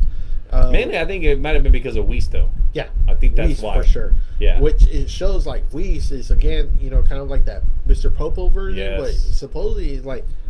If Beerus like kind of gets out of line like the way he's not supposed to be, Whis is strong enough to put his ass to sleep. Yeah, because what happens? Remember, there's that one part where Beerus eats some fucking spicy shit, and he starts fucking bouncing off the wall like destroying shit, and then Whis just fucking chops his neck, and he's fucking out, and you're like, holy shit. But Whis is a servant, but somehow in the order of things, he's there to make sure Beerus does his job almost. Yes. But he's never going to cross that line to where he's going to kill Beerus and he's going to be even though he could in an instant, because Whis is an angel. So he's stronger and he can fucking kill Beerus with a thought. And so Goku is like, wow, like, forget about Beerus. I want to train her. Can you show me all your stuff, And so we find out all this stuff. They start training, and Frieza comes back. We find him in hell. All that stuff. He's like, man, I really want. He's suffering because he's not in hell. Yeah, he's actually in heaven. Well, he's in his own hell. Yeah, that's because he's there. Yeah, he's wrapped up like a cocoon. There's like dancing fucking bears around him, singing happy songs and all this shit. Yeah, sunshine. Songs. It's like everybody that me, you, whoever's watching would be like, oh, I want to be here for hell. Frieza's like, I fucking hate this. Where's the fire? Where's all this bullshit? Right? Where's fucking death and despair? Move, he can't do shit but listen to fucking happy music all day.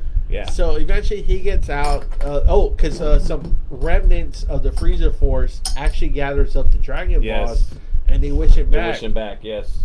And so he starts training himself, just like the first time we've ever seen Frieza train. Yes. He starts training, and somehow he's like already, like, he becomes strong enough, like as a Super Saiyan Blue or whatever it was at that point. Right. Well, I would say, maybe you're on par with Super Saiyan Blue. Yeah, because like he becomes Golden Frieza. Yeah, Golden Frieza.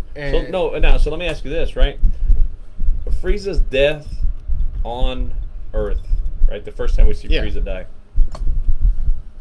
Are you talking about the trunks? Fuck.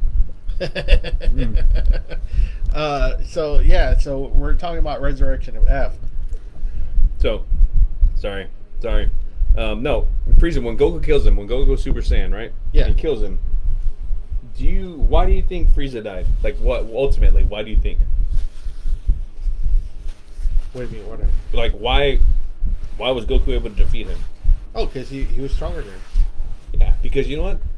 Frieza was a lazy fuck. Like, he never... Oh, that... Yeah, he never trained. What? Because he... Right. I mean, there was no... He never needed to, yeah, right, he never needed to. But still, right? Like, it's like, you would think, like, hey, if I'm this strong, what if I actually trained, right? Which this is like the first time we've ever seen him train. Because Goku has been... Goku and all the Saiyans, Goku and Vegeta, they kept having to train. Yeah. If he would have trained right off the bat, dude, there would have been no fucking stopping him. No. Yeah. No way. Right. Yeah, so he trains. He gets right on their level, like right off the bat, and he actually because he fights. I forgot his crony's name that he takes with him, and pretty much beats the shit out of him over and over and over again. Yeah, just to fucking power up. Vegeta's like super excited to fight him when they find out you know, he's there. He's super excited, and I think Frieza handles him pretty well, right? And then him and Goku fight, and it looks like Goku's gonna win again, and then that's when he blows up the planet. Yeah, because pretty much Vegeta, or pretty much Frieza is like, oh, you know, spare mercy, blah, blah, blah. And then Frieza puts his hand to the fucking planet and fucking blows it up. And of course, Whis fucking, like, puts everybody in a bubble. And so that's, you know, that's the thing, though. And then Whis kind of turns back time. Right, and that's where we find out that Whis can turn back time for up to only 3 minutes. He can reverse time. Which was enough time for them to stop Frieza. But still, I mean... That was a big win for Frieza. Right, because, well, at that point, that's when Vegeta's actually fighting him. And Frieza blows it up, and then Goku is up there with Whis, and Whis is like, will you fix it this time? Goku said, what do you mean? He's like, I can turn back time for 3 minutes, but you have to do the right thing. Yeah. So then... Stop fucking around, pretty much. Like, pretty much, yeah. Quit fucking around. Stop fucking around with this guy. Get rid of this fucking guy. You guys have the power to fucking get rid of him. Which I found crazy, because at that point, you would think Beerus is the god of destruction. Beerus shouldn't give a shit, but that just goes to show how much they became friends, if you will. You know, exactly. And plus, he was like, "Well, I like the Earth food." Right? Yeah, that was a big thing. If they didn't like the food, they would have been like, "Fuck this place." He's fucking feeding me. I like the Earth and they were having foods. That's why I love Super a lot, because I love how like they made it so comical. Whenever they would taste food, especially Whis, was like, "Oh, yeah, I think it's fucking great." That's right. I forgot about that. Yeah, fucking glitter in his eye, all that shit. They make Whis kind of like really feminine looking. Like it looks like he's wearing lipstick and makeup, and even the voice is kind of like very feminine too. So there he is. That's Whis right there. So that's the guy that he trained with. Oh yeah, that dude. Yeah. But yeah, Whis, they make him very feminine, big time. You know, I don't think they do anything. They stop Frieza. They don't do anything to Frieza. You know, so he goes off, and I think he pretty much goes right back to hell in his same cocoon bullshit. Yeah, that's right. But then he comes back for the next arc. Right. Well, they wish him back for that reason, because they couldn't. So getting into, I guess we're going to talk about now the tournament power. Yeah. So they're collecting. There was a small fighting between Universe. We find out about Universe 6. Yeah. And so the Universe 6, Universe 7, they find out about them. And on Universe 6, we found out, because Goku's universe is Universe 7. They find out about Universe 6, which when we find out about these different universes, they're almost parallel to each other. So 6 is 7, it's parallel to 7. So we find out that on Universe 6, there are other Saiyans. And the God of Destruction is Beerus' brother, Champa. Yeah. He's pretty much a fat version of Beerus. And the angel for Champa is Whis' sister. So again, they're just like mirror images of each other almost, with some differences. So we find out that there are other Saiyans on Universe 6, since they're parallel to each other. Yeah. So this starts off a whole thing, and Goku gets like really super excited after they fight. They have like their little skirmish, and he becomes real friendly. Oh, you know, because we skipped over the whole Goku Black thing. Oh man, yeah, that dude. I don't know. I forget if that comes before Frieza or after the resurrection of Frieza. I think it comes after. Okay, so the Goku Black saga is actually a really fucking good saga. Dude, I think that's probably better to me. Sorry to interrupt, but I think that's my favorite over the Frieza saga. And I think so too. I was just about to say this one was a really great fucking saga. It's on Hulu. If you got Hulu, streaming on Hulu. This was a really great fucking arc. Pretty much a Kai that's supposed to be a Supreme Zamasu. But he was supposed to be in training trained to become a Supreme Kai. He was going to become a really big figure in a hierarchy. He does not like any kind of life whatsoever. He thinks he gets jealous because he gets jealous that Goku and them are talking down to the Kais. Like they're pretty much just like, "Hey Joe, how's it going?" He's like, "No, you have respect for the fucking Kais. Yeah, like, who the fuck do you think you are?" Yeah, it's almost kind of like the Lucifer story, I guess. Yeah, you know, why he betrayed God? It's because God told Lucifer and the other angels, the archangels, you need to bow down to us. Right. And the archangels, they're like, what the fuck? We're archangels. Mm-hmm. We're your bravest warriors. We're your strongest creations. What the fuck are we bowing down to these people for? Mm-hmm. And it's kind of like the same thing. It's kind of like, their job is to watch over life in their sectors. Right. And he starts really hating every life, not just Goku. Well, yeah, but I think it starts with Goku too, because he's like, Goku, he's like, you fucking insolent bastard! Yes. Like who the fuck are you to disrespect us as gods? Yeah. Like we're God. Yeah. Like you're fucking nothing. You're immortal. But I think he starts seeing like the other ones. Yeah, other ones, like, right? Yeah. You know what? This universe would be better without anybody. Right? Yeah, for sure. And we get introduced to Future Trunks again. Again, yes. He makes a comeback. His future is all fucked up over because of Zamasu. So we find out what's kind of cool too. We find out too that he stops Boo before Boo even starts. Starts. So that was pretty cool. That we kind of figure out like he stops Cell, he goes back, he stops Cell, and he stops Boo. Right. But no, that future is still fucked because of Zamasu. He is a Kai that becomes corrupt. Right. He wishes for immortality, I believe. Yep. And somehow he gets Goku's body. Right. And he gets into Goku's body and he becomes Goku Black. Goku Black, which essentially is, when we think about Superman, it's what's his name? Was that Homelander? No, like I wouldn't say a Bizarro Superman, but like Superman, like a negative Superman. Yes, pretty much. Yeah, like in that universe, it's like Ultraman. Where he's like the complete, like just evil. Right, evil version of him. Yes, has all the abilities, all the power, everything, but just an evil version of him. Evil version. And he dresses in, I wish I'd have brought his little figure, but he dresses in really complete cool. black. He's in black with like the fucking shin earrings. Yes. The Kai earrings. The Patori earrings. Yeah, but like Goku's like face is like everything that he hated about Goku ends up becoming like the face of all the fear and everything. Right. Yeah. It's a really cool story arc. I mean, man, they just get their asses kicked over and over because they're going into Trunks' timeline. So they're going into the future to try and stop him, and they can't. No matter what the fuck they do, even in their blue. At this point, they transform to Super Saiyan Blue, which is way the fuck above like Super Saiyan 3. Yeah. And they're getting their asses handed to them like time and time again. Comes in, and he tries, he gets rid of, them. Yeah. And it doesn't matter. No, I don't think no, because Beerus is like I can't meddle with this bullshit. I thought he did something though. No, because remember, the ultimate way that he got defeated was because Goku. Remember, he had the little button, the Xenos button. Yeah, but I don't think I thought Beerus did something. No, because I think Beerus is pretty much sitting back, being like, I'm not meddling into this. Yeah. Okay, so pretty much the only way they end up stopping Goku Black is Goku knows he remembers the grand beings of the whole universe, the ones that rule over everybody. Because actually, if I'm not mistaken, in that universe at that time, everybody but Zeno died. Even the Grand Priest died. So all the angels are dead. The Grand Priest is dead. Everybody's dead except for Zeno. Which I found weird because I'm like, wouldn't you think Zeno would have been like, hey, what the fuck is the Grand Priest? Like, he's dead. Well, see, that's the thing, though. They kind of make the Zenos look like they're fucking kids. Like, that's the thing, right? They aren't really paying attention. Right, so Goku finally tells them what's going on. Because he has a little button that he presses, and all of a sudden, the Zeno of that universe pops in front of him, and he pretty much is like, hey, like, look at this shit. And then Zeno's like, oh. And he destroys it. Everything is going to shit, and so the only way they can stop this kind of like virus, disease, whatever you want to call it, is to pretty much erase that whole universe completely. Just gone.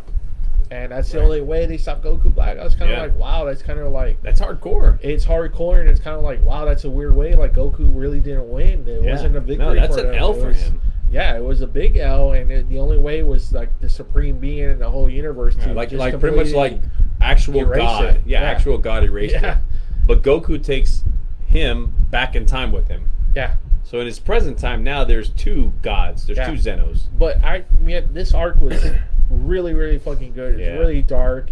Like I said, the ending was kind of not what you expected at all. No, it was really different. This arc was really good. It's one of my favorites. Maybe my favorite. Yeah, it was my favorite definitely. Arc. Yeah. So I mean, man, it was terrifying. It was like, holy shit. I think it was my favorite for one reason was because it was like, okay, you were expecting Goku to come out on top. Yeah. And then when he did, you're like, holy shit, that's a fucking even plot with the new twist. abilities and everything. Right, you're like, oh. Because remember, Goku Black turns into Goku Rose. Yeah. So he actually gets a power boost where he has like rose-colored hair and stuff. So he's even more fucking powerful. Yeah, it was a fucking insane arc. It was a really cool arc, and I gotta get myself a Goku Black action figure because man, it was a really cool. It was a really cool design. It was a really cool. It was like, damn, that's pretty badass. And I think that's where it leads to the Tournament of Power. Yeah, because I'm sorry, but I think when you were talking about Beerus stepping in, I think you were maybe thinking about when there was a time. Yeah, there was. Remember an episode? I think it was in the so after all that shit happens, right? Beerus ends up going to the current timeline. Yes. With that's right. With Zamasu and Hakkai's him and kills him. Yeah. Because remember they do that where it's like he's trying to tell the Supreme Kai like he's gonna try and kill you, and he goes to like kill him, but they put that oven mitt on him where he can't kill him. Remember? Yes. And then he Hakkai's him. I think that's what we're talking about. Yeah. And there's a really cool scene too. It's supposed to be like because he's in training, and he makes the Kai tea, and if he's pure, the tea will come out like normal tea, but if he's having like negative thoughts, the tea will come out ugly. Yes. Well, he's already thinking about his whole plan. Yep. But yet somehow when he's pouring the tea, it's like coming out still clear as tea. Yeah. But like you feel that tension. It's weird how you can still feel that tension. Like, man, this bastard's about to become like the ultimate fucking bad guy. Right. You know, it's crazy. But a really great series, and man, I highly recommend that one. And probably maybe more so than the Tournament of Power. I would recommend this one, and it's on Hulu. You can stream the whole fucking thing on Hulu right now. You can stream it. Tournament of Power really for badass. Me was certain parts were really good. Other parts really I was like, good. Okay, I mean, like I say, we get reintroduced Master Roshi being a badass again. You know, Roshi takes out like 4 or 5 of them. Yeah, he does. Frieza does some really cool stuff. When him and Gohan work together, that's a really cool moment. Gohan kind of getting himself back. He starts getting himself back, Piccolo doing something. And in Universe 6, which is the mirror image, we are introduced to a Frieza person named Frost. Which is supposed to be a good guy. He's supposed to be like a charity, like, fucking dude that, you know, helps everyone out, but he's really an asshole. Right, he is, big time, We get introduced to, I guess maybe a new fan favorite, Khalifa.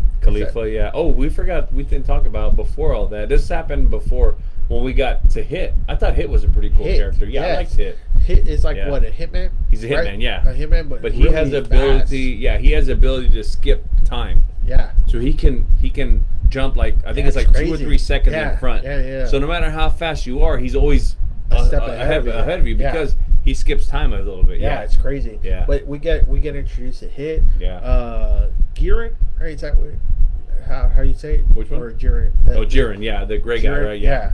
That guy, you know, super fucking strong. But Khalifa. Yeah. Kale and I forgot. But so basically, they end up because so that's where we're like, man, Broly's gonna become canon because they fuse and pretty much we have a female Broly, and it's like, I mean, exact same. Every fucking thing is but a female version, and we're like, holy shit, that's fucking Broly. I remember I was hyped for that too. I was like, man. So we get introduced to more of these newer characters, other Saiyans, other kind of like Friezas, right? And you know, pretty much whoever wins is going to be the only universe that's going to survive. Because that was the premise. The premise was the Zenos were like, by this time there's 2 Zenos, and they're like, you know what? We're tired of all these different universes. Like, well, and Goku kind of you know, he puts started everything in jeopardy. So he was like, you know, he gets really interested, you know, fighting this universe. He finds out there's 9 universes. 12. 12, yeah. He finds out there's 12 universes. He's like, man, it'd be so cool if we had like a tournament and see what universe is awesome. It's the best. Well, the Zenos kind of turning around saying, okay, whoever wins, all the other universes are going to be dead, destroyed. yeah, including the gods of destruction. Yeah, and so the gods of destruction, they're like, holy what the shit, fuck? yeah. Yeah, The angels, they're not. They're just like, well, Yeah. okay, they're just there. But yeah, the gods of destruction. Yeah, are like, so what the fuck? this is like a tournament that's kind of like everything is The on fate of the line. entire fucking universe Yeah. is at stake here. Yeah, and so the Zenos, they're just like being entertained. That's all. Yeah, that's all. They're just like, kids, so they're yeah. just like, oh, this is great. Yeah, so I'm kind of like, ooh, wow. Right. So there was a lot of writing on, and it was just a lot of cool stuff, a lot of cool matchups. Like I said, Master Roshi has a lot of great moments. Gohan has a lot of great moments. 18 is involved, or 17. Yeah, 17, yeah. And how about that? How surprising that the victor at the end was 17. Yeah. Was the sole survivor, if you want to say. The one thing I like, the difference, because I've watched both English and Japanese of Tournament of Power, and I feel like the Japanese version gave Roshi more respect from Beerus, because he, in the English version, I think he calls him old man. Yeah, old man. Yeah. Where in the Japanese version, he calls him master. Ah, okay. Yeah, which I was like, wow, All right. that's big time fucking respect Okay. from a god of destruction. I'm like, holy shit, to a fucking mortal, not fuck like being Goku, or to a mortal old man, he's like, you did good, master. Yeah, like, wow. and that's where we kind of like, we were talking earlier, like we're trying to see, like, we've always kind of debated, like, me, you, Marquise, we've always kind of like debated, like, who is the strongest human? And we've always assumed Tien. Yeah. We've always assumed, Krillin was always kind of like, he could, if he wanted to, but if he would have worked out more, right? Yeah. Yeah, Yamcha just never is going to be close. Hercule, no. In his heyday, Hercule was before all the other bullshit. Yeah. So we're like, okay, so it has to be Tien, and then all of a sudden, Master Roshi just in Dragon Ball Super just popped out. Yeah, because nowhere. he lasted longer than Tien, even in the series. In the Tournament of Power. Yeah, man, he kicked ass. Yeah, he did. He took out a lot of really cool moments. Right. I like. So one thing we didn't talk about, which I'm going to briefly discuss, is when before the Tournament of Power, when they were recruiting. They go to Tien's, where he has his own like dojo. Yeah. And so Roshi is like on full fucking rape mode. Like he's like full fucking rape mode. I'm like, holy shit! Like it's funny watching it in fucking Japanese, because he's like on to rape this fucking chick at Tien's place, like big fucking time. And I'm like, oh, what the fuck? And like little moments, right? Like pieces of her dress keep coming off. Yeah. And she's like, ah! He's like, ah! Fucking Roshi. So, but he puts all that shit in check for the Tournament of Power, and it shows, because remember, he goes against that one chick who's pretty much like, oh, I know what to do, like I'm gonna show my fucking tits and this and that, and he pretends like it, but then at the last minute he's like, that doesn't affect me anymore. I gave away the fucking pleasures of the flesh. Yeah, which is awesome. Yeah. And like I said, it was cool moments. It was a cool concept. It was kind of like, we love the tournament shit. We loved from the Dragon Ball. We loved the Cell games. Yes. And they kind of brought it back again. And the fact that they gave Roshi that respect, I was like, man, that's great. Roshi fucking kicked ass. Yeah, for sure. Mm-hmm. And again, it was really cool that it wasn't like Goku won at the end. It wasn't Vegeta that won at the end. It was Android 17. I'm gonna tell you what, I had speculation. I remember I was talking to my wife, because I got her into actual Dragon Ball. I remember. Yeah. And I remember I'm talking to her, and I was like, here's what I think is gonna happen at the end. I said, I think Goku and Vegeta are gonna be left with Jiren, and they're gonna fuse to form Gogeta, and they're gonna fight, right? And my thought was, they're gonna fight, and time's gonna run out. And when it runs out, their fusion ends, and they're going to win by default, because it's 2 versus 1. That's what I thought was going to happen. But no, I was completely shocked. Yeah, that's not the way it happened. too. And then the wish too, I was kind of like, oh, that was smart. Yeah, that was smart at 17. Because at the end, the winner was supposed to get like a wish, the ultimate wish, anything you want in the entire world, or entire fucking universe. Yeah. And 17 wishes for all the universe to be brought back. Yeah. And not the Zenos, but the Supreme, or not the, what's his name? The angel, the main angel. Oh, the Grand Priest. Yeah, Grand Priest. Yeah, he's like, oh, that. Basically, he's like, yeah, that's good that you did it, because if you would have did a selfish wish, he'd have erased all you motherfuckers. Damn, I was like, they're like, oh shit, yeah. I was like, what the fuck? 17, they're like, oh shit. Yeah. And so after that, we kind of like it kind of leaves it again, and then we get into the Broly movie. Yeah. And again, me, Jack, Fiona, his wife, and Will. I think I think it was just us. It was just us four watching. Okay, we got tickets because it was going to be in theaters again. The second release for Dragon Ball, and we're like, me and Jack were talking. We're like, okay, we gotta get tickets quick because it's gonna, Resurrection of F. Was fucking crazy. It was sold out. Yeah. And sure enough, the same thing happened with the Broly movie. It fucking got sold out again. We were there in the middle. We got our tickets, and man, the fucking animation was great. Man. We thought about almost coming in your pants, dude. That was fucking me. It was so cool because it kind of showed like Planet Vegeta again under Frieza's rule. Right. And when he came into power. Yes. To take over from King Cold, his dad. And it pretty much, if I'm not mistaken, they kind of kept to the same storyline almost like the original Broly movie did. Almost. So with this, they actually made Broly Canon now because Toriyama had his hand in it. And that's what everybody was excited about when they found out Broly was actually going to be canon. Everybody fucking freaked out. Everybody was like, "Oh shit, he's going to be." Because now we have all these stream matches. Yes. What if Broly fought Frieza? Right. What if he fought Jiren? Fuck yeah. What if he goes up against Khalifa? Right. Yes. It was kind of like everybody was like fucking getting excited about this guy wrecked so much havoc on Goku and Vegeta and in Trunks their fucking blue Gohan, forms. Super Saiyan Blue Gogeta. Yeah. He was, it was like, what the fuck? Yeah, so now people are like, and so that made Gogeta canon, because remember, Gogeta was only in the movies. Yeah. And GT. That was right, it. yes. And that was it. And none of those are canon. Yeah. Right. Now it is. So people are like fucking pumped. Yes. We get introduced again to Broly, to Paragus, that whole storyline. Frieza, King Code, all that shit. Yeah. It's kind of like, okay, cool, and we get Goku, Vegeta versus Broly, and just saying.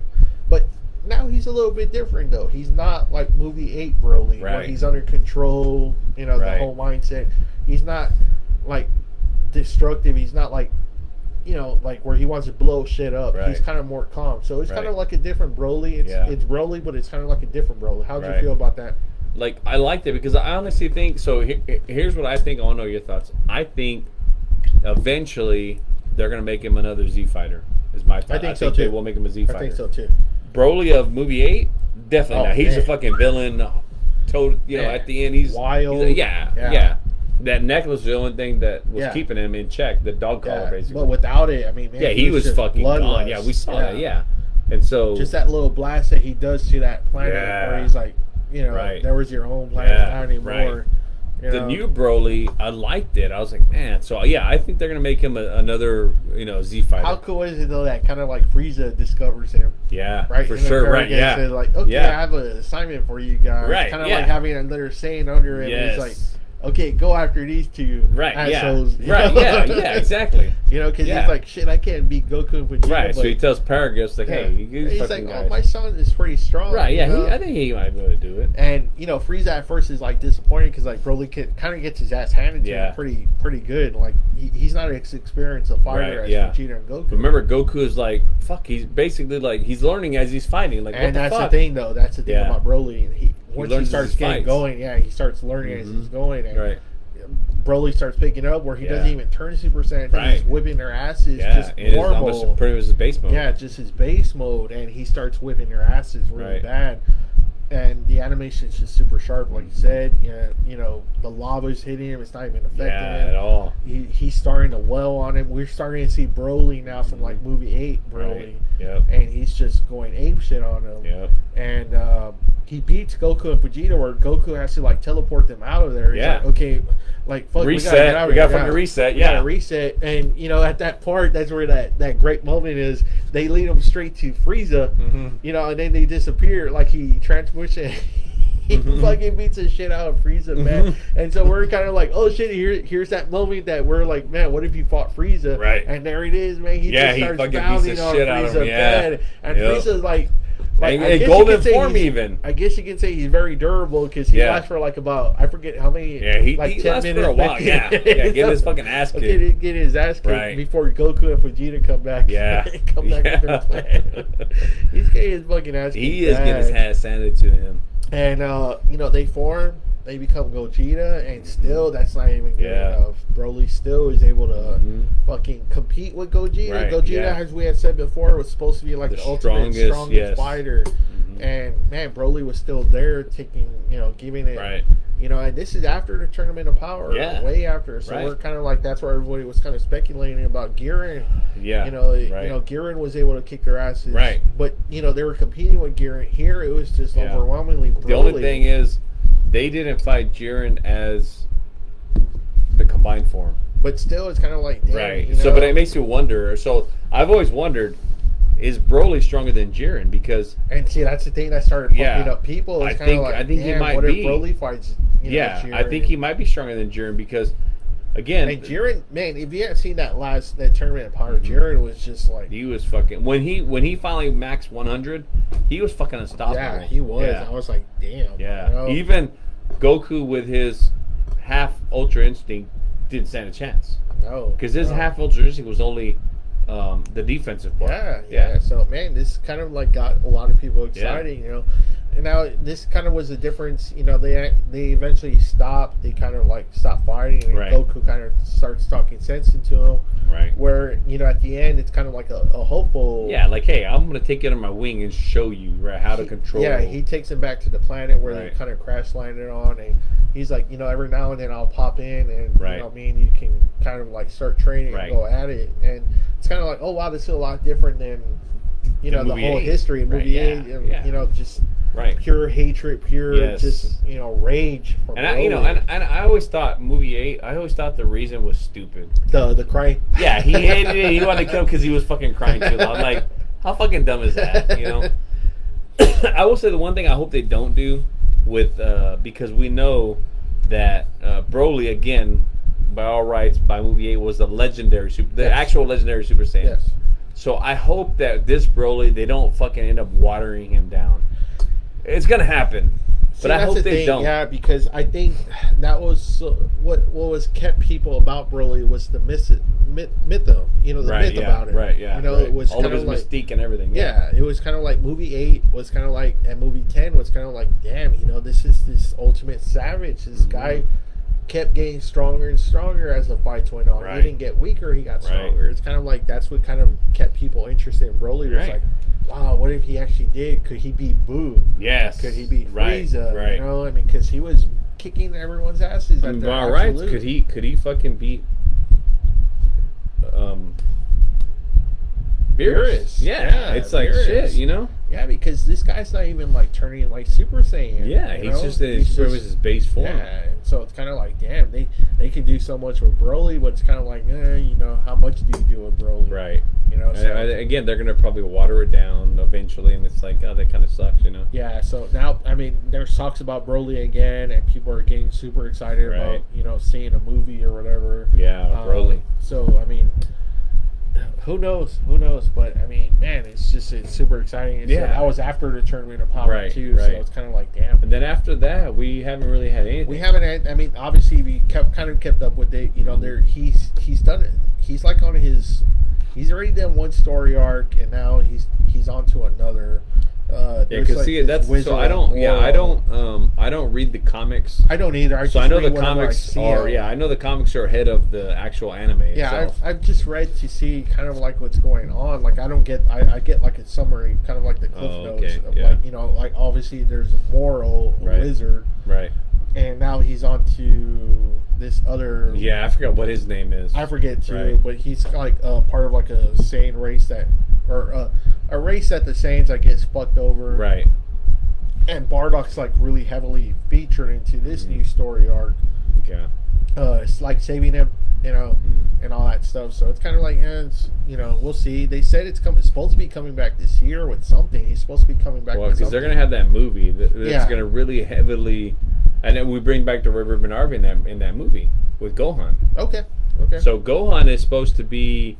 They're supposed to hopefully do Gohan right in this one.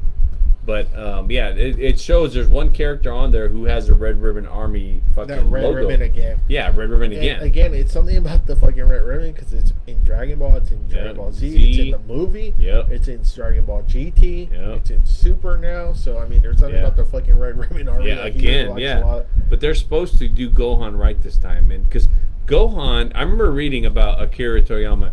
is that Gohan was supposed to be the main character at some point, but then he had reservations like, let me go back to the old favorite, Goku, and do it. Because by all rights, Goku or Gohan and the Cell games was way stronger than Goku and fucking Vegeta together. Yeah. Yeah. I mean, the Mystic Gohan, I mean, why do all these things with Gohan if you're not going to, push the button? You know? And I think he probably got scared, like, what if nobody likes it?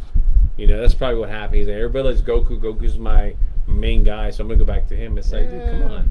I don't know. I mean, Gohan should have always been there. He should have at least been competing with Vegeta at least, I mean, I don't know. It's weird. I mean, it's your character. Right. I think, honestly, so what are your thoughts on Vegeta becoming the next God of Destruction? I think that's actually perfect. I was kind of like, wow, I hope they kind of go with it. And maybe Goku being an angel, maybe that's what Whis is training him for. Yeah. Can you imagine him and fucking Vegeta being together forever? Yeah, but but we look at that. I don't think Toriyama's going for that because then Goku becomes his servant, basically.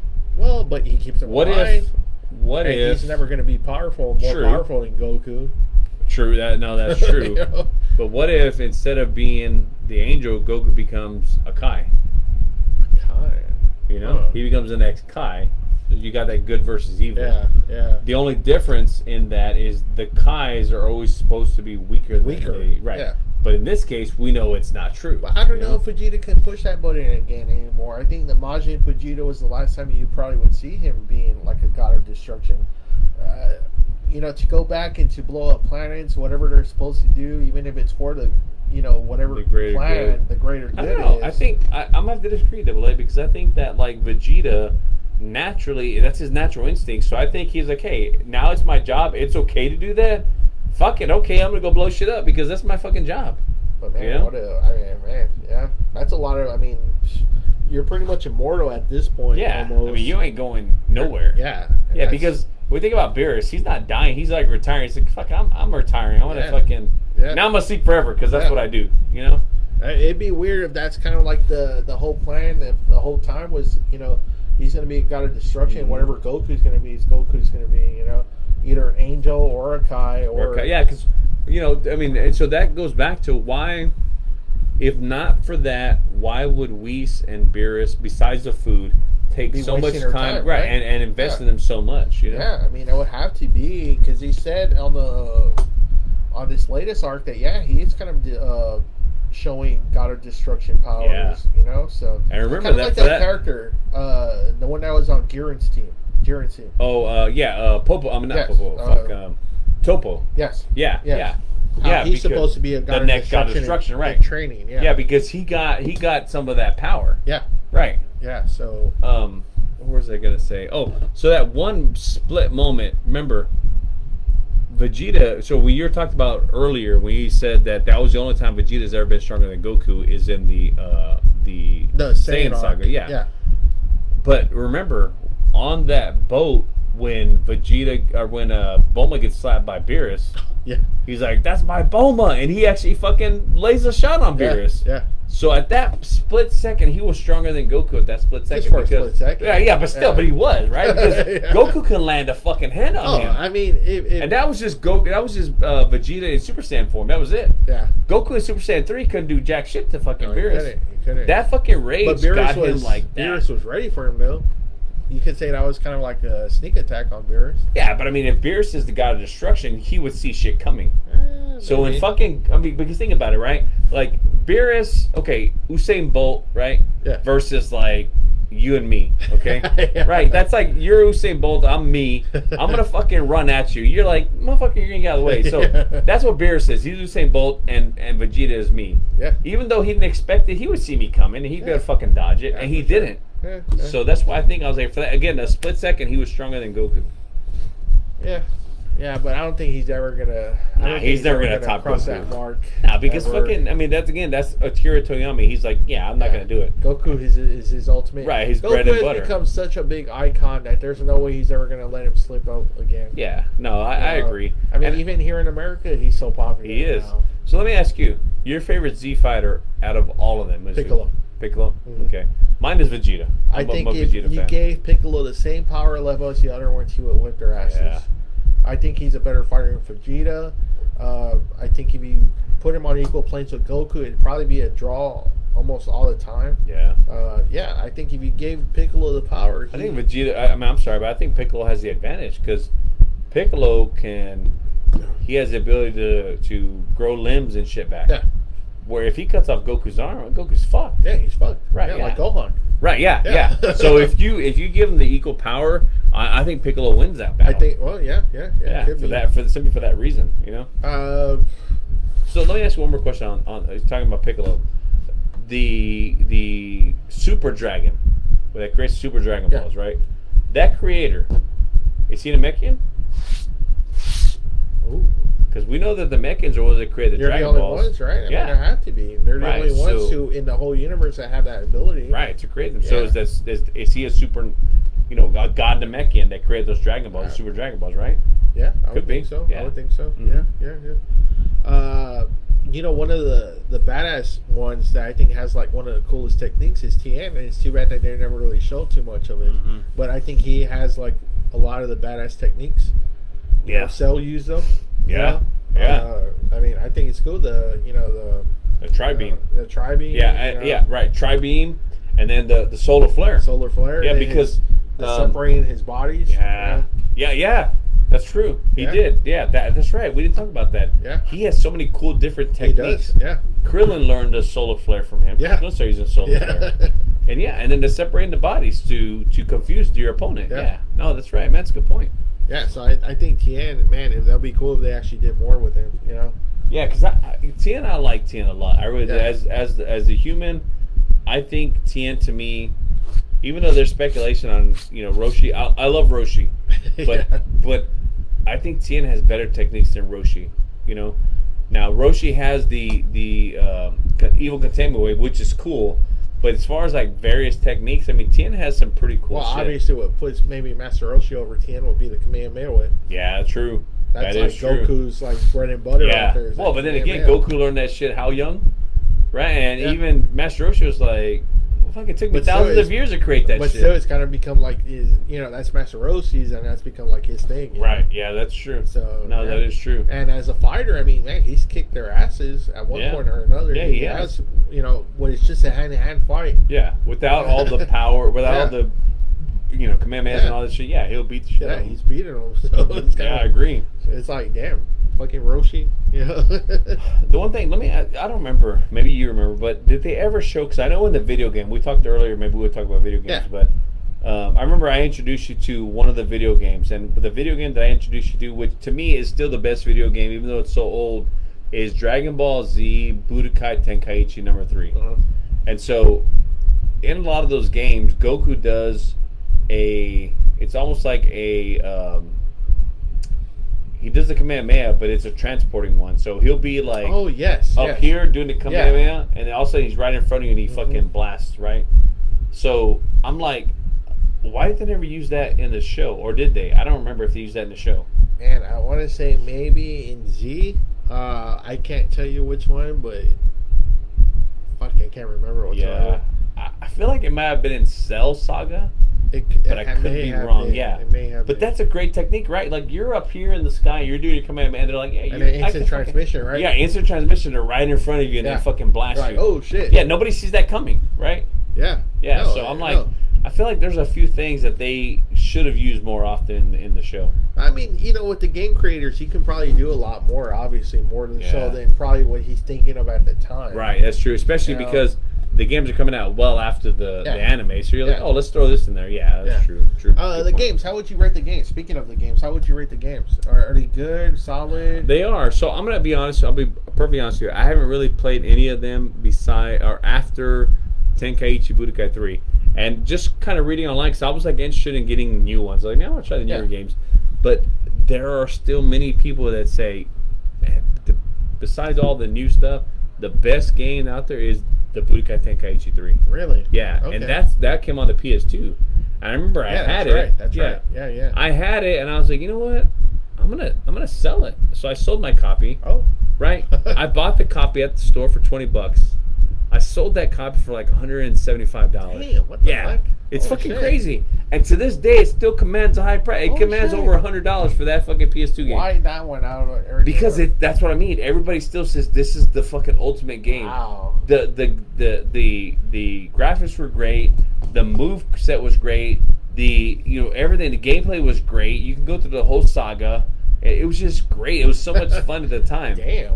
I remember I kicked your ass a lot with fucking Krillin. Yeah, because you were like, Krillin. I was like, in that game, they made Krillin like a fucking beast. I was like, Krillin's not that fucking great, but man, his destructive this was fucking awesome in that game. Now, mind you, I'm not a gamer. I never had this. That's true. He's not, The last time I did was like 64, so it was just, Jack was like, just try it. Yeah, I was like, I went over to Double A's house, and I was like, hey, come on, let's try this game. I was like, you're going to love it. The PS2 buttons is like 2 joysticks. Yeah, so I was like, one of them, puts you in a circle. The other one like looks up and down. Right. I'm like, oh my goodness. And Double A was like, man, this is cool. And I whooped the shit out of him.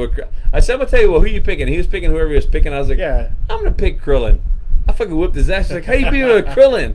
I was like, Krillin is OP in this fucking game. But also, obviously, I played it a lot more than you, so that's why. Yeah, so I was like, and I never did after when Jack left. I never touched a PS2 again. No, Double A was like, I ain't playing. Yeah, I'm not a gamer, so. Right, But no, by all rights, people say that's the best Dragon Ball Z game ever. Wow, and then for that price, too. Shit. Right, yeah. Wow. Right. Mm-hmm. Wow, so, man, that's crazy. Yeah.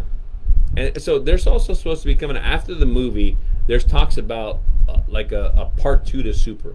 Have you heard about that? No. Yeah. So I was reading, and they're supposed to, after the new movie, which is going to be featuring mainly Gohan. Did you see the trailers on those? No. Okay. No. Yeah, check them out. There's 2 trailers that feature Gohan, and I would say the animation is way completely different than what we've seen. And then the main character, that's the Red Ribbon Army, I would say he has more of his look to him. Okay. Yeah. Okay. And then, so we're supposed to see a Gohan that's supposed to be like a fucking badass. But see, how are you gonna make that jump? Because man, he's so way behind all of them. Yeah, it's like, I know. How are you gonna make that jump again? Right, that's the thing, right? It's like, what is it that they're doing? Are they gonna explain that from they have the to. Tournament of Power? They have to explain for the Tournament of Power. I mean, he got stronger. He got a lot stronger. But I'm gonna tell you what. Basically, in my opinion, he pretty much got back to where he was when he got his boost from Old Guy. Yes. That's it. That's all I think. He got back to that strength, which was strong as fuck. Because, again, that's stronger, in my opinion, stronger than Super Saiyan 3. It right. been. So he would have been on level with maybe Super Saiyan God, maybe at that point. Red one, not blue, but the red form. Yeah. Right. So I think he's at that level. But the fact that he barely got back to that point, if he would have stayed there, he could have been eons above. Oh, man. You know? Yeah. He could have been stronger than Super Saiyan Blue. That's what I'm saying. He should have been able to keep up with Goku and Vegeta. Yeah, exactly. If not Goku, then he should have been there with Vegeta. The one thing I like about the way they make the animation is you could see that they made Goku with Gohan with pencil elbows, like with the drawings. When he's in the green tracksuit in Super, he has fucking like pencil arms, you know. Whereas before he was fucking muscular and all this, and so I like the fact that they did that where they drew him the right way. But so in this movie, he's supposed to be. It's a him and Piccolo type thing. Okay. And he's supposed to be like the ultimate badass that takes care of everything. And then they talked about after that they're going to go into, and it may be not until 2023. They're going to go into a second, after Super, they're going to go into basically a Super Part 2. Okay. Which I'm excited for big time. Yeah, I mean, anything that he comes out with, I'm I know. So. I'm like, I don't know how old Toriyama is, but I'm like, I hope you're like Betty White and live to be like fucking 99 or 100 I know, because... the voice of Goku died? Yeah. Right? The Japanese voice? Well, not of Goku. Wasn't it Bulma? Or is it Bulma? Yeah, I know the Japanese Bulma voice died. I don't think Goku died. I think Goku's still alive because she was a female character. Oh, yeah, that's right. I know Bulma died, and I think there was another one, a Japanese voice actor. In fact, I think it was King Kai. Yeah, I think he died. The Japanese voice actor, King Kai, died. Damn. Yeah. So, I'm like, Toriyama, hopefully you... Because as much as I did really love Super, it just didn't have that Toriyama feel to it. That's why I think a lot of people don't like it. So, if Toriyama keeps coming up with stuff... I mean, to me, I'm like, dude, that's money. Like, you're gonna make money. Yeah, keep coming up with like stuff. Like I said, Goku now, is on a level here in America where he's at the Macy's Day Parade. Yeah, right. Yes, yes. I mean, everyone's wearing the shit. It's being sold everywhere. Hot Topic selling Dragon Ball stuff. My wife got me this for Christmas. Yeah, Walmart selling shit. Yeah. You know, Yes. I mean, man, Exactly. it's everywhere now. Right. Where Goku's like now right up there with like a Superman. Or, Right. Yes. You know, yes. Mario. Right. Know, all He's the up there with popular them. characters. Mhm. Yeah. So. Yeah. Agree. Yeah. So I mean, you know, it was really cool. I'm glad we really got into this topic today. Yeah, I agree. So I agree. yeah, see him. He'll be the first one to tell you that you know he's not really a big Dragon Ball fan. All right, he's more. So we've had. So I'm gonna go off topic. I mean, kind of, but not really. But we've had the conversation of who wins, Superman or Goku. Yeah. Right. I'm sorry, but Goku wins. I always say Goku. Yeah. I mean, when he powers up and the fucking planet shakes. Right. You know. Now they're gonna say, oh well, but pre-crisis Superman, blah blah blah. I'm like, bullshit. no. If I look at like Dragon Ball Z Universe versus DC or even Marvel Universe, dude, they fucking wiped the map with them. I'm gonna tell you what, the weakest, this fucking guy right here, Hercule, right? Hercule, this fucking asshole, he beats Batman. I'm sorry. Yeah. Because him and Batman are the same. They both have their little tricks. They have to set up shit to win. Yeah. But Hercule, I think, is a better martial artist than Batman. So he alone beats fucking Batman. That's the thing. So he's like supposed to be like a joke compared to the Z virus. Right, yes. But on planet Earth, he's supposed to be the actual top martial artist. Right, the top. That's what I'm saying. Yeah, top of the whole planet before the Z he's like fighters. legit. Right. Like where he's kicking ass. Yes. Legit. Hand-to-hand combat, you don't get better than this guy. And then it's like, okay, what if they don't have the powers? Well, Goku can beat Superman because Superman, for whatever reason, they never make him like learn how to fight. Yes, yeah. whenever- Superman, I can punch and I can kick, but you don't know fucking martial arts. Yeah, because apparently, like when Predator came, he kicked Superman's ass. Yeah. But somehow Superman got depowered and Right. Predator kicked his ass. And Right. whenever he's depowered, Batman kicks his ass. So Yes. I'm like, yeah, Goku's gonna whip his ass pretty Right. good. And honestly, if we're being real here, if Goku was like, okay, like I really need to beat this guy, I'm gonna grab on a fucking Superman, instant transmission to like the darkest fucking place in the universe where Superman has no power. I'm gonna beat the fucking shit out of him because if he's not around the fucking yellow sun, he's a fucking regular human. yeah, yeah, Right? Yeah. So I'm like, come on. Yeah. So I mean, for me, I don't know, for whatever reason, like people think Superman's supposed to be like the strongest, the absolute strongest. Right, I'm yes. just like, no, it's Goku. This guy is shaking. And by all rights, Goku is the Japanese Superman. He is Sure. when you think about it, right? Sure. The alien that got sent to Earth. Exactly. Same The premise, planet right? got The planet's going to be destroyed. Yeah. I got to send him down. Yeah. Right. Same premise. Yeah. And obviously, Superman is way older than Oh, yeah. Goku, Oh, yeah. right? Than Yeah. Dragon Ball. Yeah. But no, Dragon Ball, by all rights, kicks the shit out of the DC and sure. even the Marvel universe. And the Marvel universe. Yeah. Any universe, really. Yeah, any universe. Yeah, fucking Thanos. Dude, Yeah. he's fucking getting his ass handed to him easily by these guys. Yeah, he would. You think Vegeta's gonna sit here and fuck around? No, he's gonna fucking kill him. Yeah. Yeah, It's like, if no. he killed Nappa, Yeah. he's gonna fucking kill them all. He's gonna kill him. Yeah. Yeah. Yeah. I mean, Frieza. Yeah. Animal. Yeah, I know. Frieza, Golden Frieza. Man, he's killing them all easily, you know? Yeah. So I mean, golly. Recommendations for anyone if they're starting off or anywhere, any Dragon Ball, Dragon Ball Z, Dragon Ball GT, Super. What would you tell them to start off on? You gotta start off with Dragon Ball. I mean, Dragon Ball. I started off with Dragon Ball Z, and then when I watched Dragon Ball, I like Dragon Ball more, right? But it was a letdown because I was like, oh, I gotta watch. Now I have to watch them get strong, right? Even though it was great, I had to watch them get strong. So if you've never seen any of them, start with Dragon Ball. Because one, you're going to see them from the beginning. Two, you're going to see some awesome fights. You're going to see some great... The tournaments are phenomenal. The comedy value is there. Yeah. The comedic value is there. Now, the comedic value is better in Z because Roshi turns into this big-ass pervert, right? He's pretty bad in Dragon Ball. He is he's bad in Dragon Ball, but he's even worse in Z. When you think about like, Remember when Bulma accidentally flashed him in Dragon Ball? And he's like, "Whoa, what the fuck?" because he tells her he's like she wants the Dragon Ball he has. She's like, I'll give it to you, but I gotta see your panties. And so they're on the beach, and she's like, in her head, she's like, oh, this pervert. So she picks up her fucking, nightgown. She's not wearing any. And she's not wearing panties because earlier Goku took her panties off.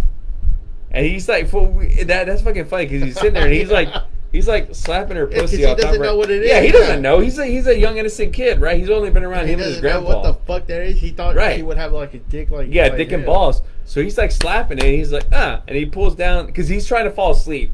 So he's like, oh, I'm gonna lay here, and he's slapping it. And then he pulls out her panties. He's like, Bulma, your balls. It's like Dragon Balls. But he was talking about her actual fucking balls. So then later on in the day, she meets her Orochi. She wants the Dragon Ball. Oroshi's like, I'll give it to you. I want to see your panties. She's like, okay. And he's there with Turtle, who I fucking love Turtle. She picks up her fucking nightgown. And fucking, that's what I loved about Dragon Ball. His fucking nose starts bleeding. And he's like, And even fucking Turtle's like, And then Bulma realized she's not wearing panties. She's so fucking embarrassed. She pulls it down. She's like, oh my gosh. Oh, it's fucking great comedic value in there for sure. Best story arc. Would you tell people? Best story arc. It's tough because I'm going to go between, for me, I'm going to go between Frieza and Goku Black. Oh, yeah. Nice. That's what I'm going between. Favorite character? I'm going to go with Vegeta. Vegeta? I have to go with Vegeta. Man, Vegeta's not even like close to being my favorite. No? No, man. I have to go with Vegeta. So, okay, if I'm going to say good guy, Vegeta. Bad guy, Frieza. Okay. All right, so what about you? Favorite character, mine ended up becoming Bardock. Yeah. I like Bardock. That's a good one. Okay. He's a badass character. Story arc, I would probably tell people to go see the Goku Black or the Dragons from GT. Yeah, that's true. I forgot about the Dragon. Starting off, maybe Z. Maybe Dragon Ball Z with the same stuff. It's just because that's where most of this stuff comes from now. Dragon Ball is like so... You can't really learn anything, I don't think, anymore from Dragon Ball. Like, if you're getting to Super, you would really have to start off with Z to learn about the Saiyans and all that kind of shit. Yeah, but I think the tournaments, though, are, man, those tournaments are so great in Dragon Ball. Those are very enjoyable episodes. So the reason why I say Dragon Ball over, like, Z and then even Super, you talked about, like, you learn more from Dragon Ball Z than Dragon Ball, even in Super. But when we get to the Tournament of Power, if you just watch Dragon Ball Z, right, and you got to the Tournament of Power, and you see the way Roshi dominates, you're like, how the fuck's this old man doing it? Yeah, that's true. You go to Dragon Ball, you're like, wow, that's why he fucking dominates. Yeah, that's right. Yeah, yeah. But yeah, for me, I say just start with Z.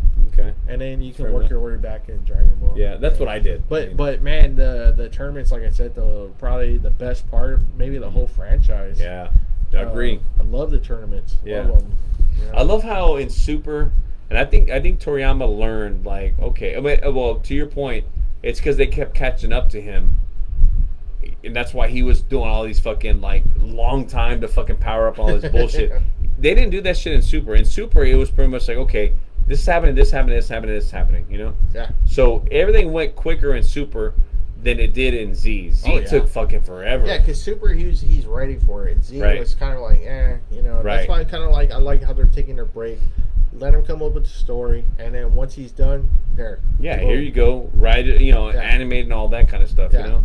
So you don't have to wait for him anymore. Right. And I would think now, and this is me speculating, but I would think now, it's easier to animate stuff than it was back in the 90s and 2000s. I'm sure it was. You know, because back then they were drawing it by hand. Yeah. Well, here they should be able to draw, do it by. Dragon Ball came out actually in '86. Yeah. Right. Yes. So, in Japan. From '86 and '96. Right. So, correct. You're talking about that primitive old time. school drawing it out. Yeah. And that, from my understanding, that was expensive to do. Sure. Because you're hiring a group of guys to draw this shit out frame by frame by frame by frame.